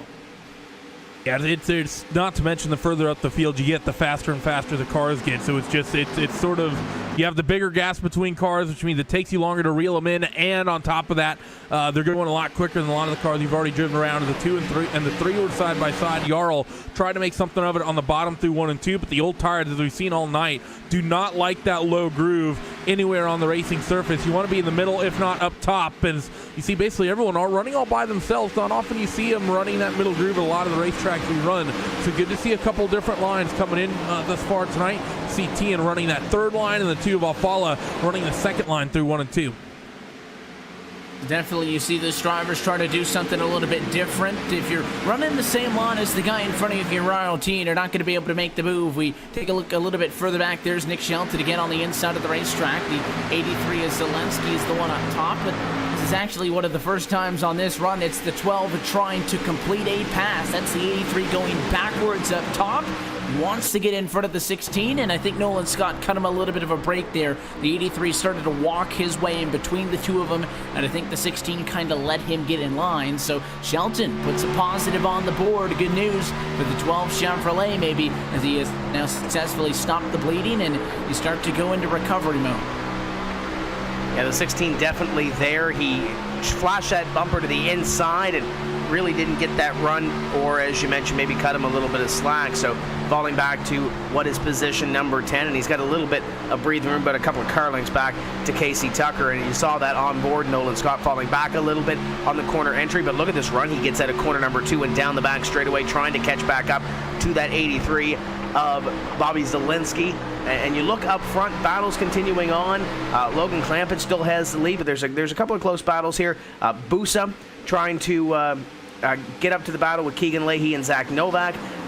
You've got some battles here that are going to start to form as we hit lap number 122. Still one more pit stop to go here, though, Evan. And if we stay green, that pit stop's going to come at about 28 laps or so. It would cut the remaining distance in half, and it would be at three-quarter distance, right in around lap 150. Is still some side-by-side as we look a little bit further back in the field to the 55 of Brian Schoenberg. The 05 machine at Gottinger, a couple of team cars there, all tightly packed together with the 55. Actually, as opposed to seeing a car excluded down low, he was the only one up top that time through the quad oval. He tries to make something work. The 14, a couple of names we haven't talked all that much about. Casey Kerwin in the mix here. The 11 of Colton Davis, somebody who's dropped a couple of spots as well. Down here in the mid-pack, some of these guys not having the sort of race that you would want to have. One of them is the number 5 machine of Michael Conti, as we saw him qualify up front early, and not really doesn't really have the race speed that you'd like to see of that number 5 car to start this race in 8th and be running 23rd here, as we're now well over half distance and inside of the sort of third quarter of the race. That number 5 car has just only gone backwards. I'm sure the viewing party, oh, we got one car loose nearly down on the inside wall, the 14 machine of Casey Kerwin. I don't know if he had some help, but that was well held by Casey to keep that underneath them as he got down onto the apron. You were on board with Michael Conti as you saw everybody check up in front of him. And it was that slower car down on the inside of the racetrack, the 14 of Casey Kerwin. Roll of that one almost started, and that's that Napa entry a little bit further back. He got up into the outside wall. I don't think he got into the 11 until after he got into the wall, but then he obviously slowed down right in front of Colton Davis, and both of those cars got all kinds of sideways, and the race with each other down to him for position like that never happened. Yeah, we don't miss a beat. We stay green flag racing, and you look back to David Rattler, who's trying to make this a three-way dance for the position, and this is just outside the top 20 right now. Battle for position number 21, as Kerwin is still in this pack. The 9 of Phil Diaz, and Michael Conti slides up in front of the 09 of David Rattler, and Rattler has to let out the gas, and right behind him, he's got a whole host chomping down on him. Kerwin, Corey Vincent, Brad Davies, and a few others back there. Oh, it gets close off corner number 4. Rattler gets into the 14. The 14 has to try to save it again. He's going to go down into the grass. I think he's going to save it again. Fantastic job for Kerwin. Second miraculous save at the last 5 laps. This one was by far the best, and he really squeezed the 09 up. He wasn't giving Rattler much space down on there. The apron as well.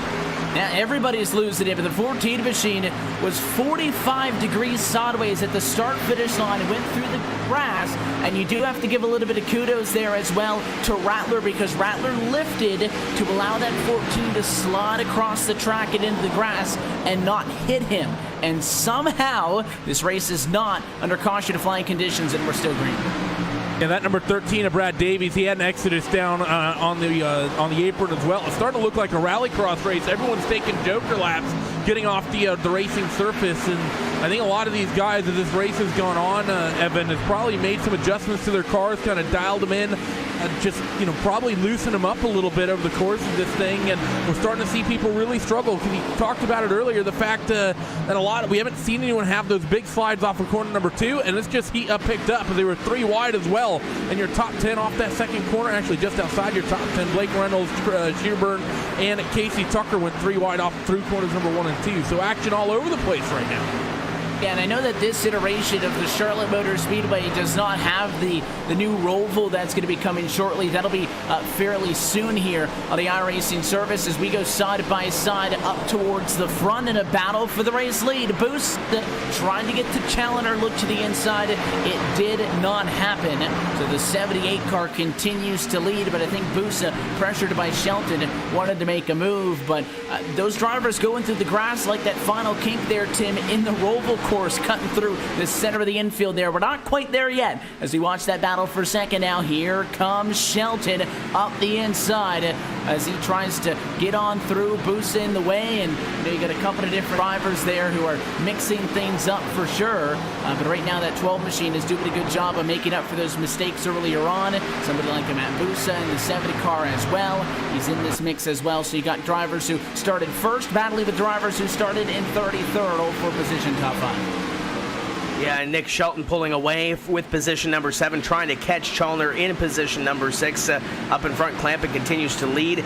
But the one thing that we talked about off the top of the show, did some green flag runs, about lap 20, 25, 30. the handle starts to go away on these race cars. Yes, we have had some pit stops and we've had some other things going on and adjustments being made, but we're around that lap 25-30 mark since we went back to the green flag, and we've seen some of these drivers lose almost complete control of these race cars. Kerwin made those saves, Brad Davies made a save. This is the time that the handle really starts to go away on these race cars. It makes these battles that you're seeing on your screen a little more exciting when you get 4 or 5 cars going at it. One loses it in front of the others, and they have to avoid David Rattler. You mentioned earlier, Evan did a great job of that. Fantastic job again after he was the one that was forced into the outside wall, got hard on the brakes, and gave Kerwin the opportunity to save that race car. As you see the 14 machine try to fight for what it's worth. This is way back in the high 20s of the racetrack right now, and again, you have to wonder, after 2 big slides like that, you got anything left on your tires either, but he's going to try to get up and around these guys. But I'm been keeping an extra eye on all the intervals all the way up at the front of the field here. Logan Clampett has extended his race lead to 1.5 seconds between the battle between he and Ray Alfala in first and second position, and Keegan Leahy in third. Maybe one of the faster cars at a racetrack, Randy, closing up on that too. Yeah, that 24 car, Keegan Leahy, up until recently, he's been the quickest car on the track by about 1/10 of a second. He got to the tail end of that 2 car and the season was hit a bit of a wall. Ray was very quick last time through, the 29.365. Compared that to Logan Clampett, who did a 4.22. So he is slowly reeling in that race leader, kind of lap on, lap off, but they are at the same time just kind of trading lap times back and forth.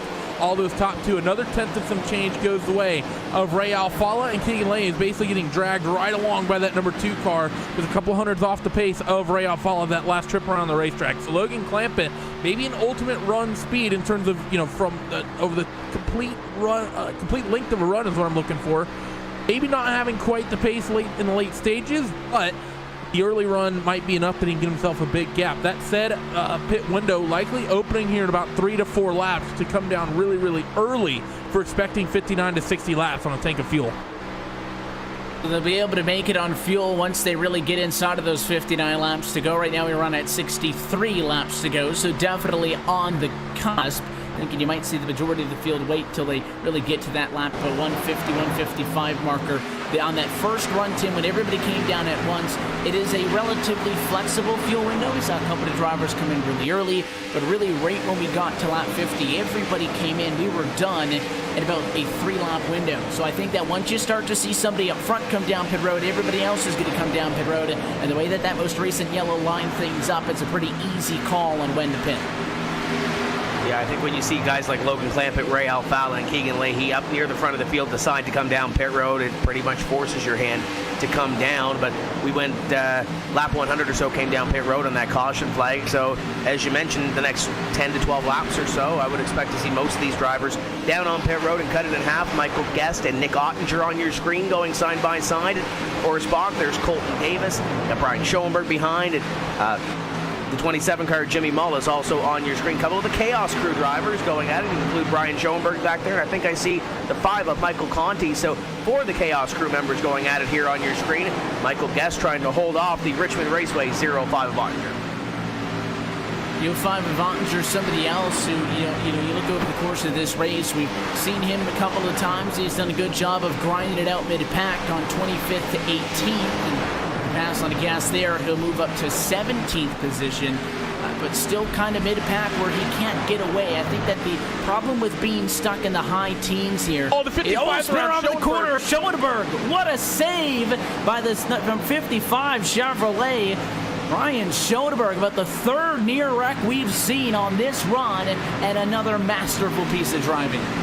These guys are pushing it on the rear tires. It's sort of humorous. We've seen, I think that's the 4th car, get loose off of turn 2 and get down to that apron. And when most people would be smacked to that inside wall, these guys are just like, nope. And they just keep it straight down the apron, get back onto the racing surface. So while the tires are likely pretty much ripped to shreds, probably down to the cords at this point, these guys are doing a good job holding on to it, just keeping things rolling straight, keeping us green here as the pit window officially opens up. And when are we going to see people maybe come down pit road? I think if you're running a little bit in the depth of the field right now, you might come down and try to work that undercut. I think if you're a Shelton, a Novak, and Overland, maybe a Busa, Zielinski, any of those guys from about 7th on to about 15th, I think you might consider coming down pit road a little bit early, maybe try to pick up some spots.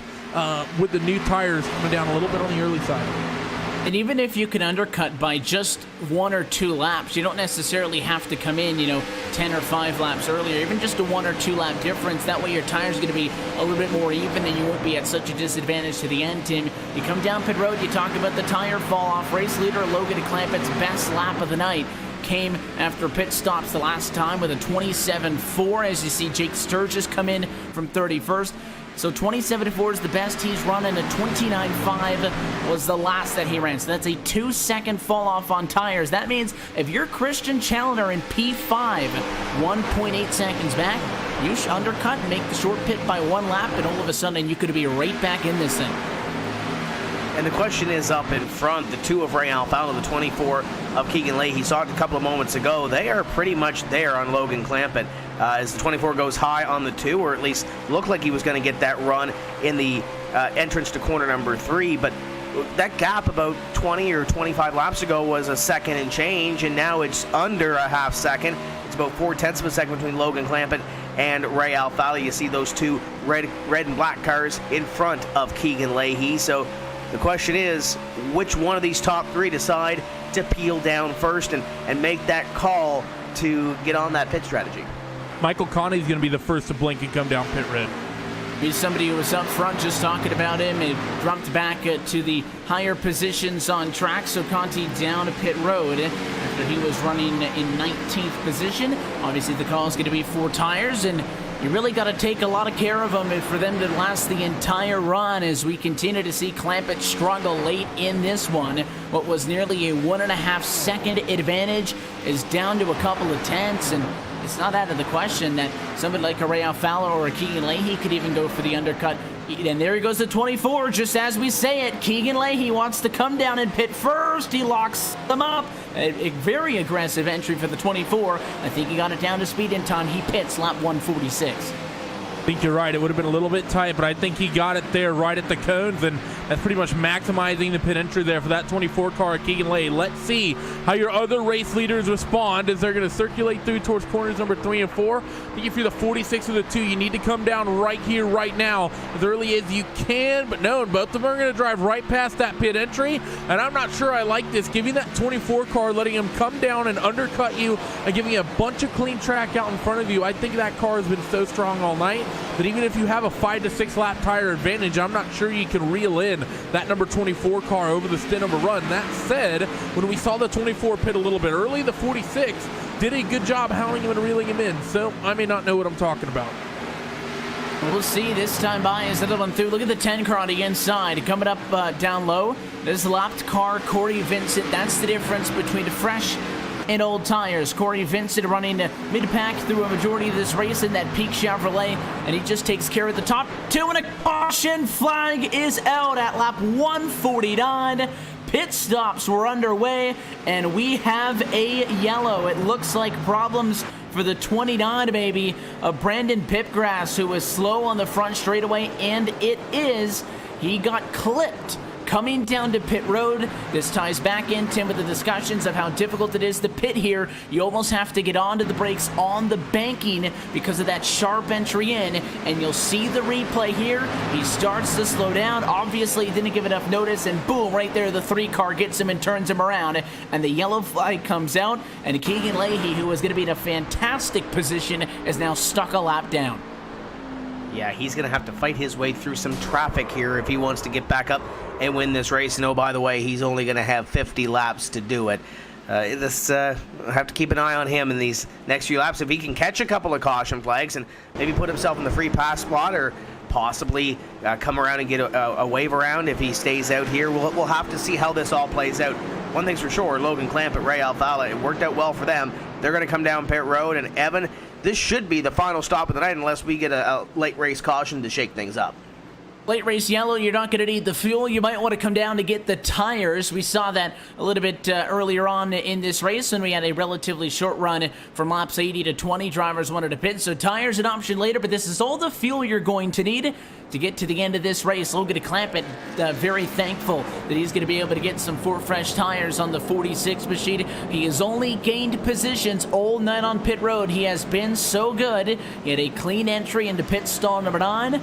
Look for the red and black Toyota coming off of the pit lane as we see who wins the race off of pit road. Alfala's on the bumper, but he's not going to get him. Clampett 1. It is going to be Alfala 2 off of pit road. Shelton, Challenger, and Overland the top 5. Talk about a shakeup because of this caution. Chris Overland comes from nowhere. He puts in the top 5. You have Bobby Zielinski in 6th, Chris Shearburn in 7th. It's a very slip angle dominated top handful of spots here as we're going to get this sort of three-quarters distance race restart. But you're absolutely right talking about the fuel. And in terms of strategy, Evan, I think these guys might like this because it's pretty much been a whole big talk about 50-lap runs all night for these guys. Saw most cars come down on lap 51, 52 on the opening run. Caution at lap 100 and a caution at lap 150. I think these guys are going to like not having to go a full 60 laps potentially on a set of tires. Yeah, it's going to be pretty close to the end of the run, or pretty close to a complete run, but the good news is it's not like we're going to be racing into uncharted territories with a big question on the fuel on our minds. These drivers know how these cars are going to race after 50 laps. They're not going to be surprised, I think, by how uncooperative they may be, but this is, I think, going to be much more treated like a 10 or a 15 lap to go restart 10 than a 50 lap to go restart. This could very well, given how we've seen this race play out, be the final restart on this race. I don't think you can pass that up and take it easy. No, I don't think you can either, especially if you're a guy like a Keegan Leahy or a Matt Busa who are on the tail end of the lead lap right now, and they'll get the wave around and be back on the lead lap. But instead of being, in the top 5 where they might have thought that they were going to run, they're now back. As you see, Busa in position number 22, Keegan Leahy right in front of him in position number 21. There's some guys, Zach Novak is a part of that group as well. There's some drivers that have their work cut out for them. The question is, how do the cautions fall? Do we get some green flag racing in here? And oh, by the way, if we do get some cautions and they are in the middle of the pack, that's where guys like Novak, Leahy, and Busa are going to be. A little bit over a dozen cars are going to look for that wave around to get back to the lead lap in this one. Everybody from Pipgrass 18th down to Adam Gilliland in 32nd position need to get back to the lead lap in this race. And of course, you look for that number 24, Rashida Keegan Leahy, 21st on track. After he started second, took over the race lead in this one, was so good on the end of that run in a position, I think, based on that short pit, to get to the race lead, no doubt. He would have been in front of Clampett and Alfala had he gotten through that green flag cycle to pit service. Nothing guarantees that they wouldn't have caught back up to him because, remember, they would have gotten the fresher tires later. They would have had a little bit of a better run to the end of this race, but that's the risk you take. The 24 felt like he had to go for the undercut to go for the race win, and it is going to end up being a decision that essentially costs him this race as he gets set to go back green with the lights out on top of the iRacing.com pace car, 3/4 of the way through tonight's Charlotte 300. We enter the final portion of tonight's broadcast, brought to you by Blue Def Diesel Exhaust Fluid, the #1 selling DEF in America. Third consecutive time, the 46 of Logan Clampett going to bring us to the green flag. Head-to-head, he had Ray Alfala on the front row. Green flag in the air, 47 laps remain.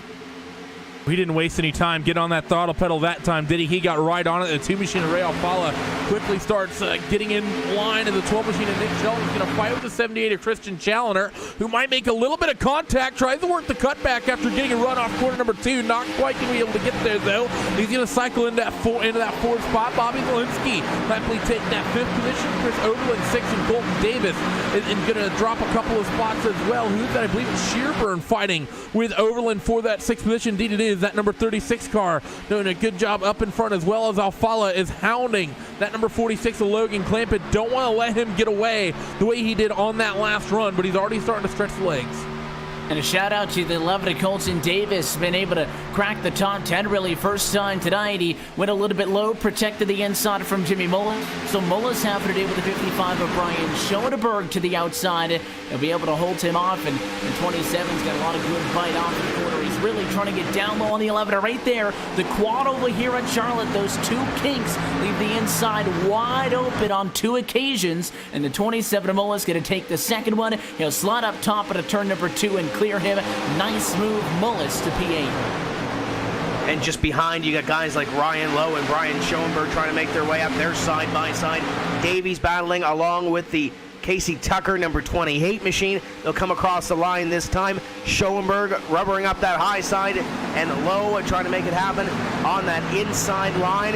It's that final stint of this race, trying to get towards the front of the field and pick up as many positions as you can. Battles all around the field. I see Bobby Zielinski trying to set up that 78 at Chalner for a top 5 position, and Chris Overland's trying to pop the cork as well, trying to get into the top 5. Trying to crack that top 5 barrier. Overland's had a very good night in that very bright and fluorescent yellow 47 Ford, as he always pilots, and was stuck a little bit there in the teens, but has really kicked it into high gear. I think a beneficiary of a couple of drivers pitted before that yellow flag came out. Now the question is, what can you do with this opportunity that has presented itself to you? Does it make a move on Zielinski that time? Now he'll look up high. The 83 with a pretty good run off of the quarter, but the 47 wants to get there, and he'll make it a fight for P5. Overland's got a good run. I think Bobby's likely not going to fight this too hard, what with them two being teammates, but same time, you don't want to make it too easy because you have Chris Shearburn who wants to pick up a spot as well as work down the back straightaway. But Bobby actually gets a big run off of corner number 2, and that might kind of seal his fate, because now if he lets that 47 car by, that 36 of Shearburn is going to be right there and waiting to pounce, and I'm not sure the 83 of Zielinski will be able to get back up in line. So as they come off corner number 4, I think they're going to just continue to hold station with one another and run side by side, so maybe working together a little bit, but the 83 Zielinski not quite having the room to get up in line. The 47 gets clear, and now can Bobby find some way to squeak up at top? He just gets there, but Shearburn is going to fight back on the bottom, down the back straight and in towards corner number 3. So can that 36 car make something work down low? He's going to throw it in hard, maybe slide up in front of the 83. Not quite going to be able to get there. Bobby wheels it to the outside. It was a nice idea, though, for Shearburn to go low, and he did have to drive it in very aggressively that time into the corner. Didn't really give him any arc, so once that 83 of Bobby Zielinski got back to the gas, Shearburn really didn't have much of an option but to just tuck back in line. He could have probably came up, stepped in front of him and thrown a block, but I'm not sure that the 83 would have really reciprocated that one. It might have just dumped him off into the inside wall. So it's going to be Overland 5, Zielinski 6, and Shearburn in 7. As we are single file from this battle all the way up to the front. Logan DeClampett has been good early in these runs. Nobody's ever denied that. Can he balance being fast now and being fast later on? The 46 pulling away from the 2, but he cannot eat away at that equipment with still 38 laps remaining. Keep a half eye on those guys that were trapped a lap down on that green flag sequence before the caution flag flew. Looks like Pipgrass battling side by side with Keegan Leahy. They haven't really been able to make a whole lot of ground yet, guys. That's the battle for position number 20. Just a couple of positions in front. Zach Novak is up to 18th. Gerald Tien is up to position number 17. So keep an eye on these guys. Tires are obviously a couple laps older than those that came down on pit road on the caution flag, but some very quick race cars back here, and they're running out of a little bit of time and a little bit of real estate to get back up towards the front of the field. Currently running out of time. We go back to the discussion that we had nice and early on in this race, Randy. The fact that this is the longest race on this 2018 NASCAR Peak Antifreeze iRacing Series calendar. It is 300 miles and 200 laps. Yes, that is the longest race of the year. But in reality, by the time you've raced 167 laps, what's an extra 33 as we race to 200 tonight? Well, right now, Logan DeClampett, any other week at an intermediate racetrack, would be coming to 3 laps to go. So if he leads this race at lap 167 and then doesn't end up getting the win tonight, well, that'll answer our question from earlier on in the evening on whether or not that's a big deal or not. And on top of that, the 24 Keegan Leahy, if this race had ended pretty much right now, he'd be finishing 21st, 22nd, somewhere in that realm. Right now, he runs 20th, so he gets an extra about 35 laps or so to get his way forward to the 47 of Overland's round. Chris Overland from up front is put on the back straightaway, and a yellow with 35 laps to go from Charlotte Motor Speedway. That was off his teammate. Yeah, well, very reminiscent of what we saw in that first yellow of the night. Just one car that ends up going around. He and Zielinski were tight, and you can see the end of it there. I find it hard-pressed to say that 83 machine, Tim Zelensky, came up the racetrack at all. I think that Zelensky, you watch his space into the white line, I think he was doing a very good job of holding his line, and it was, I mean, you want to talk about the slightest bits of contact, but when you get the 47 loose in that position right there, the nudge, you don't even see the 83 necessarily come up the track into him. They just graze each other, but it upsets the balance in the 43. He doesn't have enough time to get that car rotating left again, and he'll bounce off of the outside wall and spin for a yellow. Never want to see those team cars getting together. Man, what does Chris Overland have to do to buy a break to get a top 5 finish? I know he's come close a couple of times and has had some great runs so far through the 6 races that we've had, and now 7 in this 2018 season. But man, oh man, it's been an up and down year for that 47 double clutch team as the field is coming on to pit road. So we talked earlier about those guys that got the wave around that had to stay out on that caution flag. They'll be even keel. Logan Clampett, I think, barely missed his box, had to back up just a wee bit. Logan Clampett has been so good all night. He did have to back into his stall. Is that going to be the one and only mistake that maybe cost you the race win? He came in as your race leader. Everybody's going to want 4 tires. No, maybe not. Clampett's going to sit in the box, and he's going to get absolutely ambushed on pit road exit. Everybody beats Logan Clampett off of pit road. Bobby Zelensky was the first car that you saw as he went, it looked like, for a complete set of service. Came down, got all those tires changed. Christian Challoner also was in the box. Looked like he as well went with 4 tires, but it was a 17-second stop for Clampett, which is slow under any circumstance, Randy, but also you have to account those 2 or 3 seconds that he spent getting into the box, and after taking over second and then taking over the race lead from how good he was on pit road, that's what he'll throw it away with inside of 30 to go. And watching all those cars drive by Logan on pit road is like Logan Clampett versus the world, and the world definitely won. As he's going to be very, very deep down in your field. I think somewhere around 12th, 13th once it all cycles out, and that's not where you want to be at this stage of the race. Think about what happened to the 24 Keegan Leahy back in the depths of the field and unable to really sprint his way up the field. So that might be a race ender for Logan. That's 2 races in a row. He's been one of the quickest cars, potentially in a position to win. And well, last time out, it was a bad strategy call that ended up not panning out for him. This time, it's failure to execute on pit road, and you have to be picture perfect, both in terms of strategy and on pit road, to win in these races. And instead of taking the yellow flag alongside the checkered at lap 167, Logan Clampett makes a mistake on a pit road at lap 167. He will fall from the race lead to 12th position as we prepare for a restart that should be either right at or just inside of 31 or 30 laps to go in this race. So in the blink of an eye, you do see some new faces up behind the pace car. Casey Kerwin and Marcus Richardson are awaiting a wave around. Those are not for position up at the front of the field. Bobby Zelensky has taken over the race lead in this one.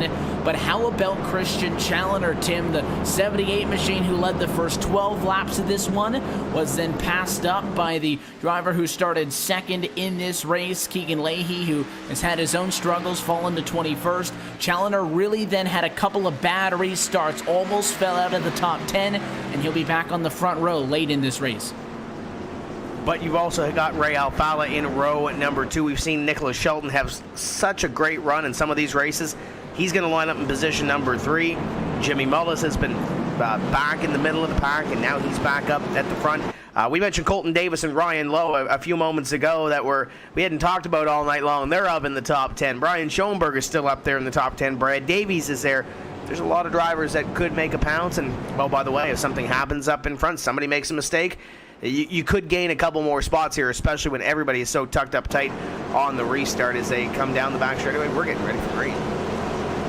We said Clampett was going to throw it away with less than 30 to go. There's more than 30 to go by the time the restart comes around, so any little bit can help, but it is going to be a tough go for him from 12th. This will go back green with 31 laps to go. Zelensky inside of that 78 of Challoner you were getting a look at there is going to be the control car for the restart. Pace car and everybody on 4 tires, and the 83 take it off, and no restart for Challoner. Caught sleeping at the wheel. Alfala going to go topside as Shelton goes to P2, and Challoner may fall to 4th. That's not a great restart whatsoever. Ray Alfalo going to try to wind it up top of the 78 Challenger, trying to hold station after the bad restart. Can he hold it there on that bottom line on the low side of 3-time in towards 3 and 4? Way was just about clear, and he's certainly clear now. So now it's slip angle 1, 2, 3, and I would expect these guys to play relatively nice with one another and to just hold these top 3 spots for at least the bulk of this 30-lap run. As we got a caution, couple cars spinning through the grass. 5 of Michael Conti's down there on the green stuff. Couple of cars around it. Ottinger's 05 as well is involved in this one, and it was a big mess. Coming at it, turn number 4. Fortunate tonight that all these wrecks have been small. You see that 13 machine of Brad Davies. That is where it all went so wrong after he got hit in the back end by the 46 of Logan Clampett, who desperate to try to get back up to the field. You'll see they'll go from 2 wide to 3 wide real quickly. The 13 goes low on Rattler, and I think Clampett's just really trying to follow him through. Got him in the left rear, though, turned him sideways, and it was on from there. Clampett saves it. The group of cars behind, not so fortunate. Conti got tagged. Ottinger, the 66 machine as well, right in the mix there as well, spinning Blake Reynolds in the grass, and the big one late from Charlotte. Yeah, Nick Ottinger got a little bit of damage from that. I think the biggest damage is Brad Davies. You see a little bit of sheet metal missing from that car. Michael Conti, I think, dodged a huge bullet, went through the grass, and I don't think there was a whole lot of damage to that race car other than maybe a little kiss to the wall, maybe, but I think Conti's going to be fine. We'll see what transpires here, though. Logan Clampett, he knows that sense of urgency is there. There's the onboard with Logan Clampett as you see Brad Davies check up a little bit with David Rattler in front. Logan Clampett really nowhere to go. But we mentioned it earlier, you get caught on pit road or that green flag segment of pit stops, you get that caution flag there. It's hard to come back through the field because if something like this happens, you're mired pretty much in the hornet's nest and you have to make evasive moves to avoid. Logan Clampett, wrong place, wrong time after that pit stop miscue. Seems silly to look now back to those pit stops that were completed right at about 50 or so laps to go in this race. They got started, a yellow flag came out, and we said that could be the final restart on this race. We've seen more yellows since then in the previous 150 laps total combined. So cautions breed cautions late in this race. You're going to have to go through the motions and survive a couple of restarts, and this is where those extra 33 laps come into play, as we're going to spend a lot of them stopping and starting. Zelensky able to stay up front. The very bad restart for Challenger after recovering from a couple of bad restarts earlier in this race, getting up to P2, just did not go. It was quite a move from Alfala to the outside. Challenger will end up 4th. Alfala jumps to 3rd. Shelton also goes +1 to 2nd. Zelensky will still lead this race. So a little bit of shuffling up on the front couple of rows, but that wreck happened just outside of those top 10 positions, so really nobody top 10 at the time was affected. We didn't lose too many of our race leaders, just a couple of people, late in the going, getting into some trouble, and now it's just, waiting to see what are we going to get through these last 20 some odd laps of racing. I think it's going to be 25 to go, 26 to go when we eventually get the green flag. The thing that I've noticed this season is that it's sort of every single race has sort of had the sort of feel to have early long green flag runs, and then we get the whole cautions breed cautions at the end. It happened 2 weeks ago. Phoenix played out pretty similar, and I believe Auto Club may have went similarly as well. There's been a few races thus far this season that have sort of had a lot of green flag laps early and then had their issues once we get deep into the running here. So I think we might have at least 2 more, if not maybe 3, to end this race here tonight. I doubt we're going to go green to the end. And these races can be funny like that, where you have a bunch of yellows and then all of a sudden it breaks out and goes green to the end. Every restart that happens, though, as a result of a yellow, you would think, okay, it's a wreck. The driver's going to take it a little bit more easier, but in reality, it's another opportunity to get 1 or 2 spots with 5 laps less left on the board than what you just previously had. Your top 4 at the top of your screen. Again, you can see the team affiliation for all of these drivers still in it. If you're in the top 10 at this point, I think you're still in the conversation. You never know what can happen in races like this. They're just too unpredictable to call.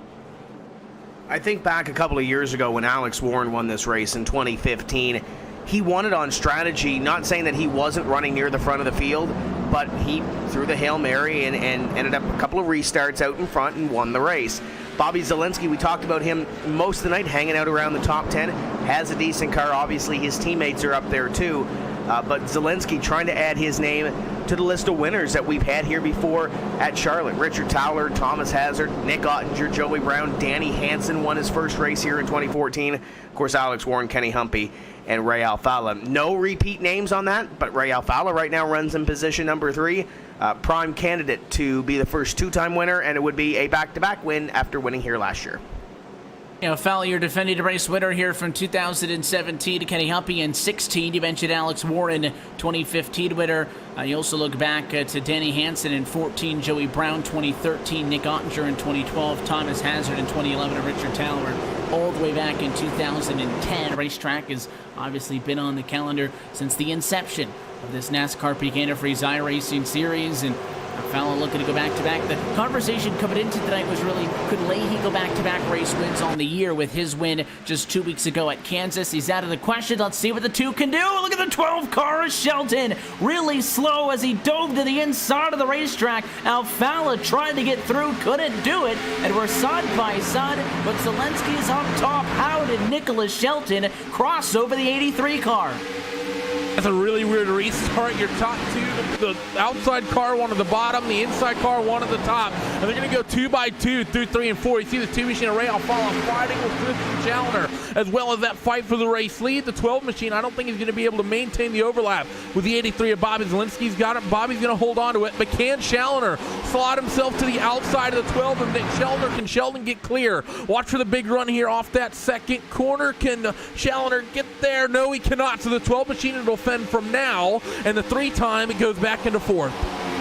And the 83 was able to successfully use the outside to make the move. But look at the 12 of Shelton. Big run this time into turn number 4. Wants to go low. The 83 protects. Shelton's going to go up top. Can he get a nose there to turns 1 and 2? Yes, he can. And he will go side by side for the race lead. Here he comes. Nicholas Shelton going to put it to Bobby Zelensky down the back straightaway. 22 laps, should say, left to go in this race. But it's the 12 of Shelton up top who wants to take it away, and at a turn 4 he'll get a good run, and Nicholas Shelton to the race lead. What a move.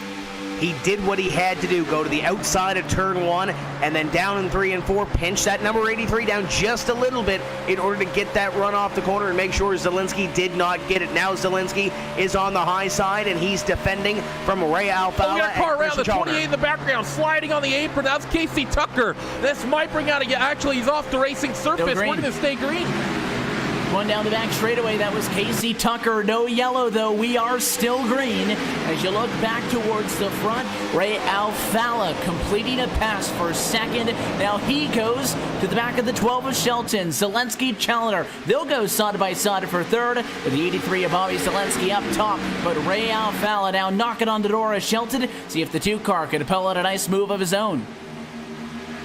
He's going to have to wait something. Yeah, he's going to have to do something here. You saw Shelton make that move on the outside and really pinch the 83 of Zelensky down. I think that's what Ray Alfala is going to have to do, and he had a front row seat to that.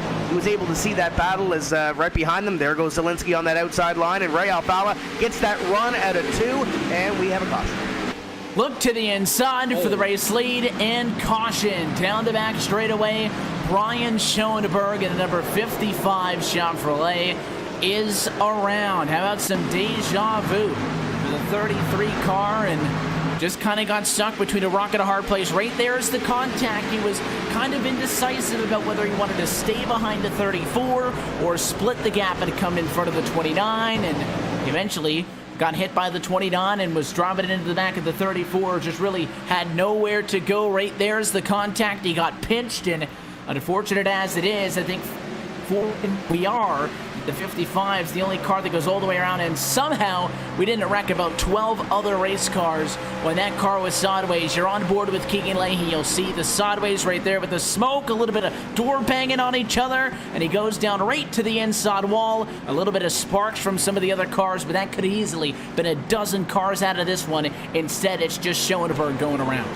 Yeah, I don't understand how we didn't junk about half the field right there. The 55 has struggled a little bit getting that thing going back forward, but And that was good driving by all. Well done by that 24 Keegan Lay to keep that thing pointed the same way. And now this is when things get interesting on the tires. We've had some long green, well, I wouldn't want to say some long green flag runs, but they've been on these tires for about 15 some odd laps, 20 laps to go. If you're one of these guys who's thinking that we might get a lot of cautions to the end, I would suspect someone might risk it on 2 tires here. So that's something that I think we need to keep in mind. These guys get ready to come off pit road. It seems like the 78 of Challoner is going to be really comfortable here.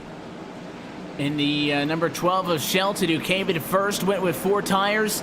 He's going to lose a couple of positions. It was Christian Challoner, first driver off of pit road. That's a 2-tire call for the 78, and I would presume that Tien, Busa, Shearburn, and Zelensky also go with that 2-tire call. We'll see if Zelensky did get 4. He did with the first car off, so he does just beat the 12 off of pit road on sheer speed. So Zelensky going to be the first off on 4, Randy, as you mentioned. Shelton second car off on 4, but the leading 4 drivers, 2 tires to go to the front of the field. And that's only the drivers who came down pit road, because Adam Gilliland in the 12 and the 55 of Brian Schoenberg, who just spun, have neglected to come down pit road. They are going to be scored this time by 1st and 2nd. Yeah, so variant. Go ahead, Tim. I think if you're Adam Gilliland, you're going to come down pit road at some point here under this caution flag. Well, maybe not. They're getting ready to go back to green. So Adam Gilliland in the 8 car, he's had a tough season, guys. The team that he was with, the satellite association with the team in Aftermath Motorsports, they've all kind of packed it in for the season. Guys like Timmy Hill and Dylan Duval, Kenny Humpy, they're all done. Cody Bias, not here this evening. So Adam Gilliland is pretty much the Pied Piper, and he's going to have to hold on to his boots here, because this is going to be a big restart for him. And you just have to think that the 8 machine obviously stayed out, was 34th on the grid in this one, but if you look back to where he was at arena conditions, he was back in the pack in 28. So you got a 28th place car in the race lead, and Brian Schoenberg, who just wrecked on the outside of the front row. Then Challoner, Tien, Busa, and Shearburn on 2 tires, 3, 4, 5, and 6. And then 7th on back, led by Zelensky there, and Shelton at 8th on 4 tires. Buckle up, with 16 laps to go from the Charlotte Motor Speedway. What are the odds a Hail Mary pays off in the front row for Adam Gilliland? Slow start to the line, and you see the tire spin from everybody on the front row, 3 wide with the 02 car. Bergeron up top. We're going to pack them into turn 1.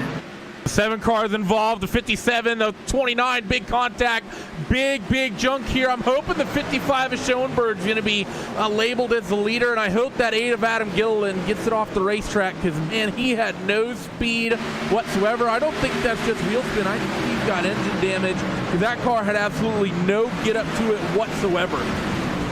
When in the incident here, you see the big contact into the corner. The 7 ends up coming across the nose of Alfala.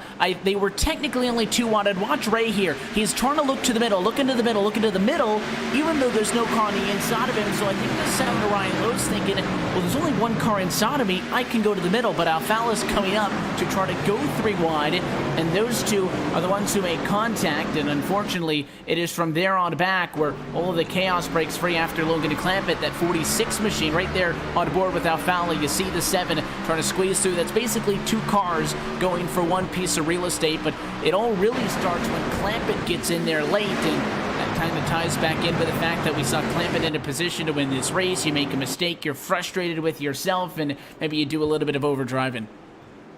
Should mention as well that prior to that caution flag, every one of the 34 cars that we started with was on the racetrack and on the lead lap.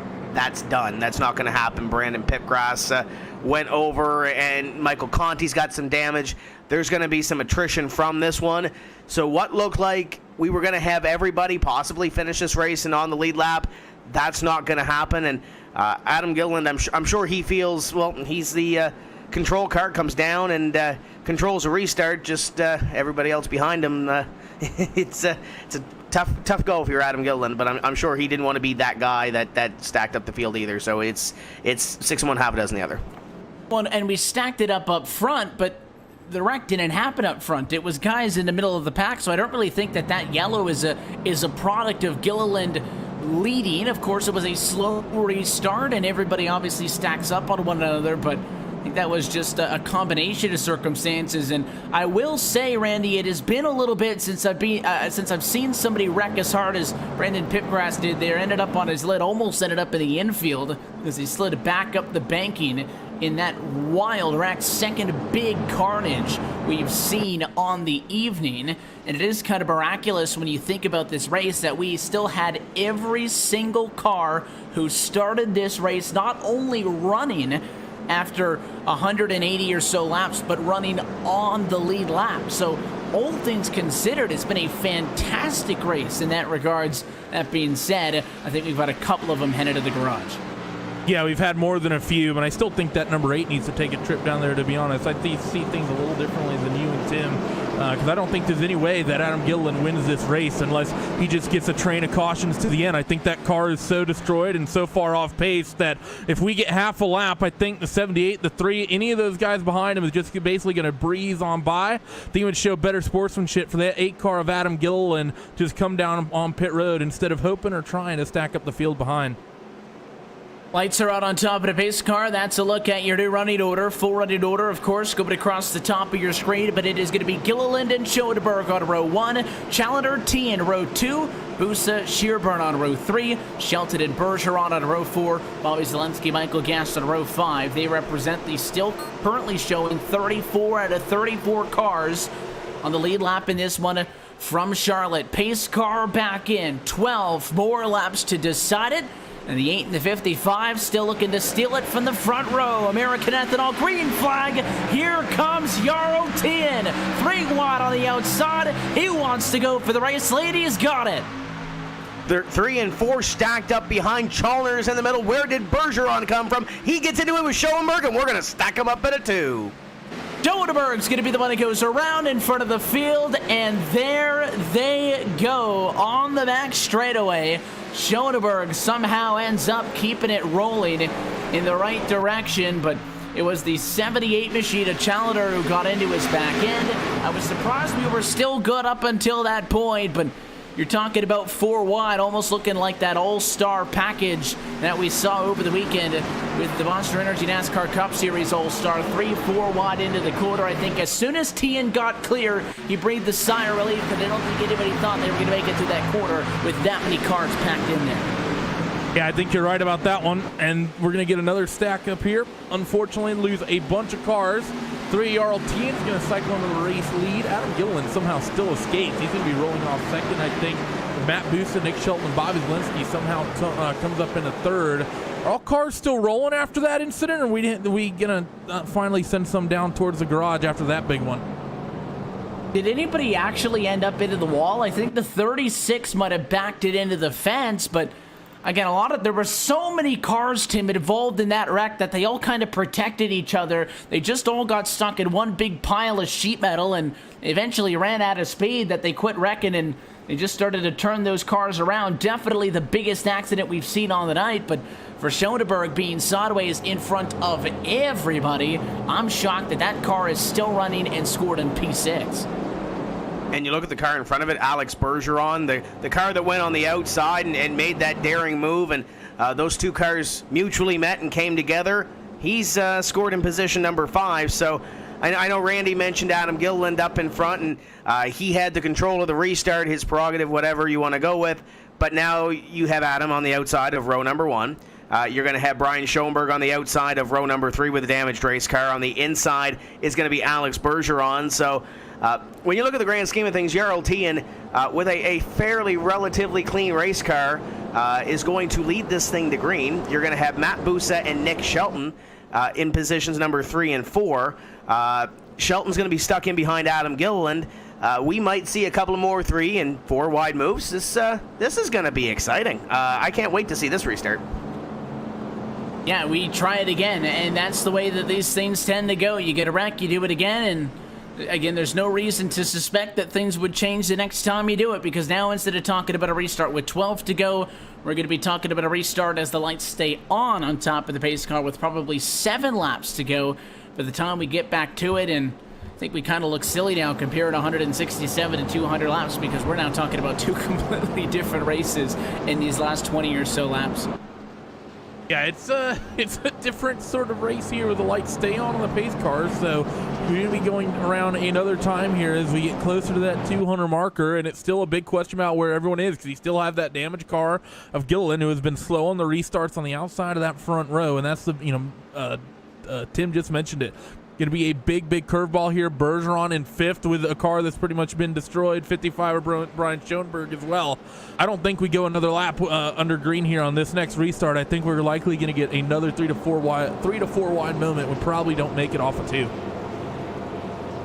We wait to see just how many laps are going to be left. I think the big thing is now Jarl Tien's in a fantastic position. Don't count out Matt Busa, because he'll be behind the 3 car and with a very good opportunity to go through. I don't see Adam Gilliland being anywhere near as fast as this 3 machine is, Tim. So Tien's move on the outside could prove to be the critical race winner in this one.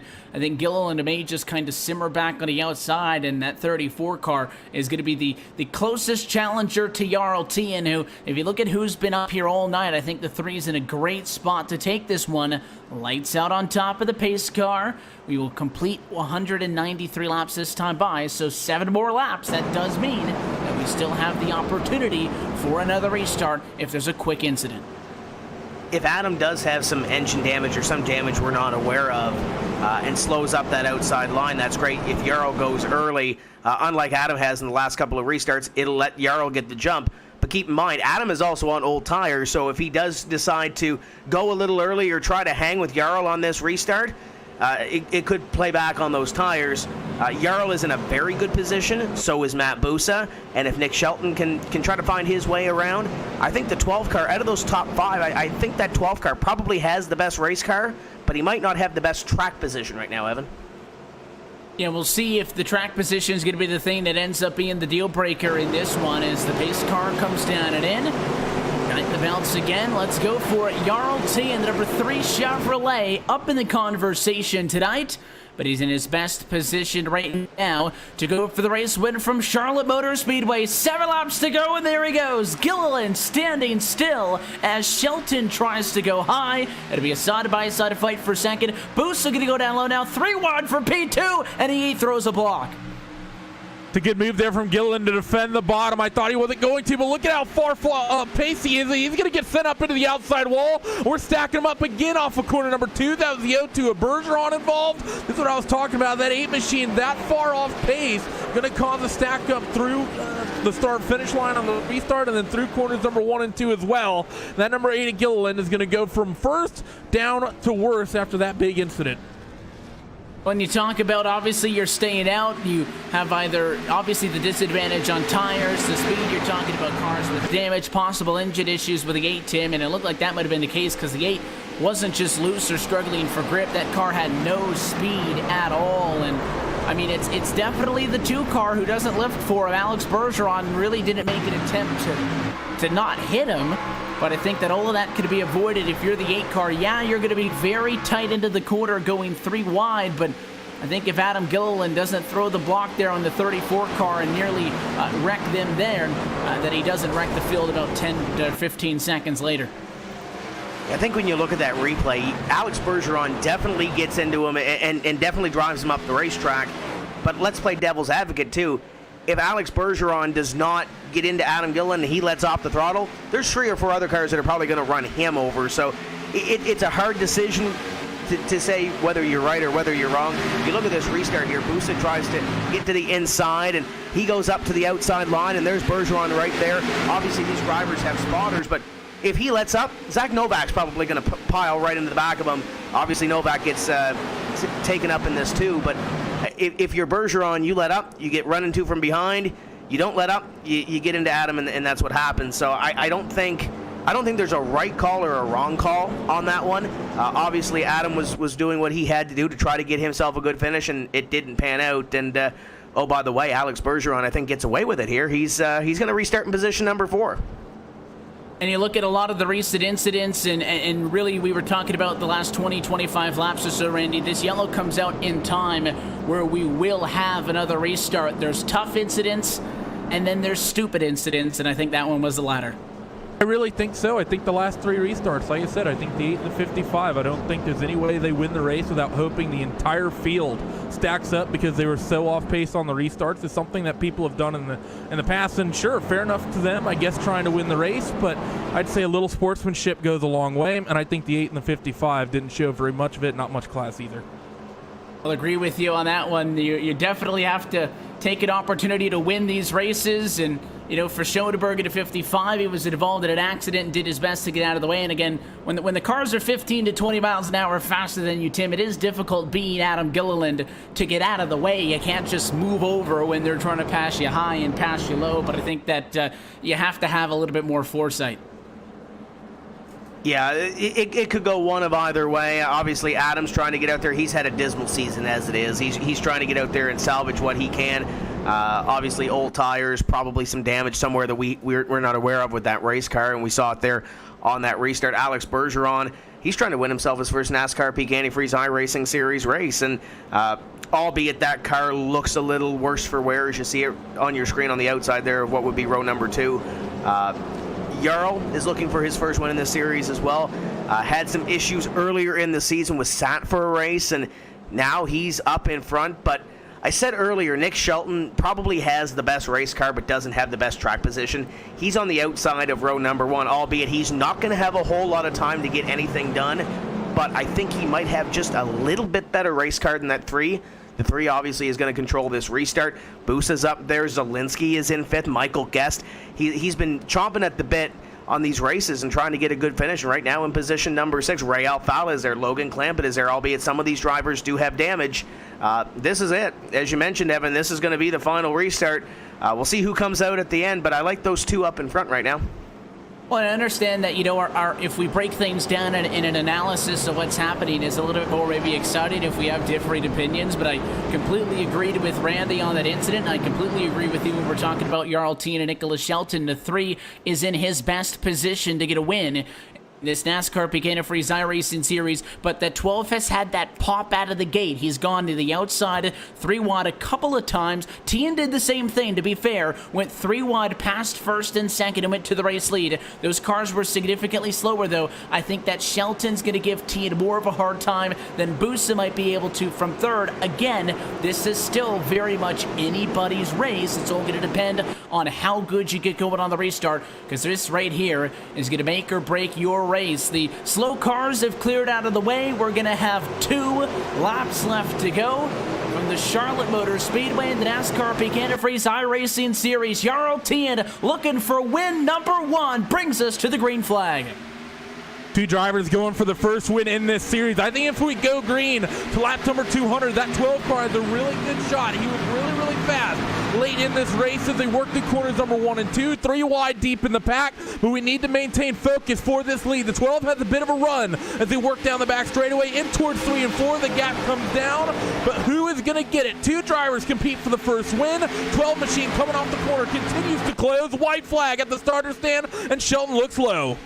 Shelton going to go to the inside of the racetrack. Jarl Tien does not go down the block, side by side for the race win at Charlotte on the white flag lap. Both these drivers looking for their first career wins in a NASCAR Peak Antifreeze iRacing Series, but Tien likes to run off of the quarter. He's got 3 car lengths, 3/4 of a car length, should say, to 3 and 4. Here comes Shelton, side by side. It's going to be a drag race to the start-finish line, and on the inside of the racetrack, Nicholas Shelton, yes sir, 7/1000ths of a second, steals it on the white flag lap from Charlotte.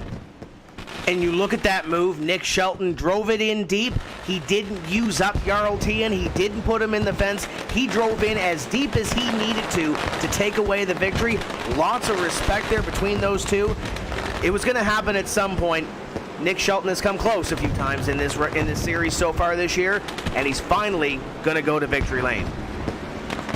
And that could have very easily, as you see the fireworks above the Charlotte Motor Speedway, so close that time off of the quarter, Randy, they could have easily started beating and banging into each other, took each other out, and just wrecked it across the line. And Yarltine made his decision. He saw the 12 coming, and he didn't block. He stayed up top. He wanted that run off of turn 4, coming to the checkered flag.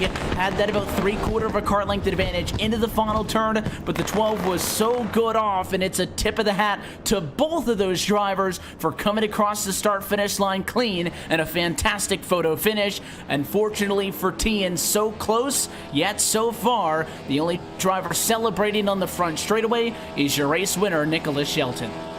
You have to feel for him because he's been so close to so many of the races thus far this season. You saw him close at Vegas. You also saw him close last week. So that 12 car to finally get it done, and to get it done like that, that's fireworks for him from Slip Angle Motorsports. What a run, 7 thousandths of a second. A lot of class shown by both Jarl and Nicholas on that restart. And it was fantastically done by Nicholas because we talked about it today, people making moves up top, trying to pinch that car that they're making moves on down to the bottom side of the racetrack. Nicholas did it the other way around. He sort of pinched Jarl up the racetrack, did that to get himself a good run. And I think that little move into turn 3 where he just kept it a little bit wide on entry is just what won Shelton this race. And the road to that final 2-lap to go shootout was a little bit rough, but how about the payoff? One of the closest finishes you will ever see in this NASCAR PK Antifreeze iRacing series. Let's take a look top to bottom at your full race results tonight for round number 7 of the 2018 campaign. It is Slip Angle Motorsports' Nicholas Shelton with his first career trip to victory lane at iRacing's top sim racing level, and we will chat with him and the rest of your top finishers post-race in this one. Yarltine misses it by officially what's going to show as 8 1/1000ths of a second as he comes home in second. Matt Busa, Bobby Zelensky, Michael Gass, 3rd, 4th, and 5th. They will all be down with us momentarily when we get set to go for the Race Spot TV post-race show in just a little bit. Logan Clampett does his best to recover from a late mistake on a pit road. He ends up in 6th spot. Alex Bergeron with a P7. David Rattler is 8th. Philip Diaz 9th, and Corey Vincent rounds out your top 10. Taylor Hurst going to find himself just outside the top 10 and 11th. There's Ray Alfala, had some damage in one of those incidents, comes home in position number 12. Jake Sturgis, Colton Davis had a top 10 run going in the middle portion of this race, comes home 14th with Nick Ottinger in 15th. Andrew Fash the 3rd, Casey Tucker, Blake Reynolds, Ryan Lowe was in the top 10 for a while at the end, finishes 19th, and Marcus Richardson top 20. I know there's one viewing party that's sad to see the 5 of Michael Conti down in 21st. Joe Lottarello, 22nd. Casey Kerwin, 23rd. Chris Shearburn, 24th. Kristen Challoner, your pole sitter, ends up 25th. Brandon Pittgrass, he had some big incidents tonight, didn't he? He ends up 26th. Jimmy Mullis, 27th. Chris Overland, 28th. Adam Gilliland, try the mic, he ends up 29th. Keegan Lee at one point seemed dominant. He comes home 30th with Brad Davies, Zach Novak, Nolan Scott, and Brian Schoenberg rounding out the 34 car field. Look top to bottom at your Race Spot TV full race results. We step aside, and when we come back to the Charlotte Motor Speedway, we'll go trackside and talk with your top finishers. Nicholas Shelton is a winner in a NASCAR PK Antifreeze iRacing series. We talk to him next. You're watching Race Spot TV and iRacing Live.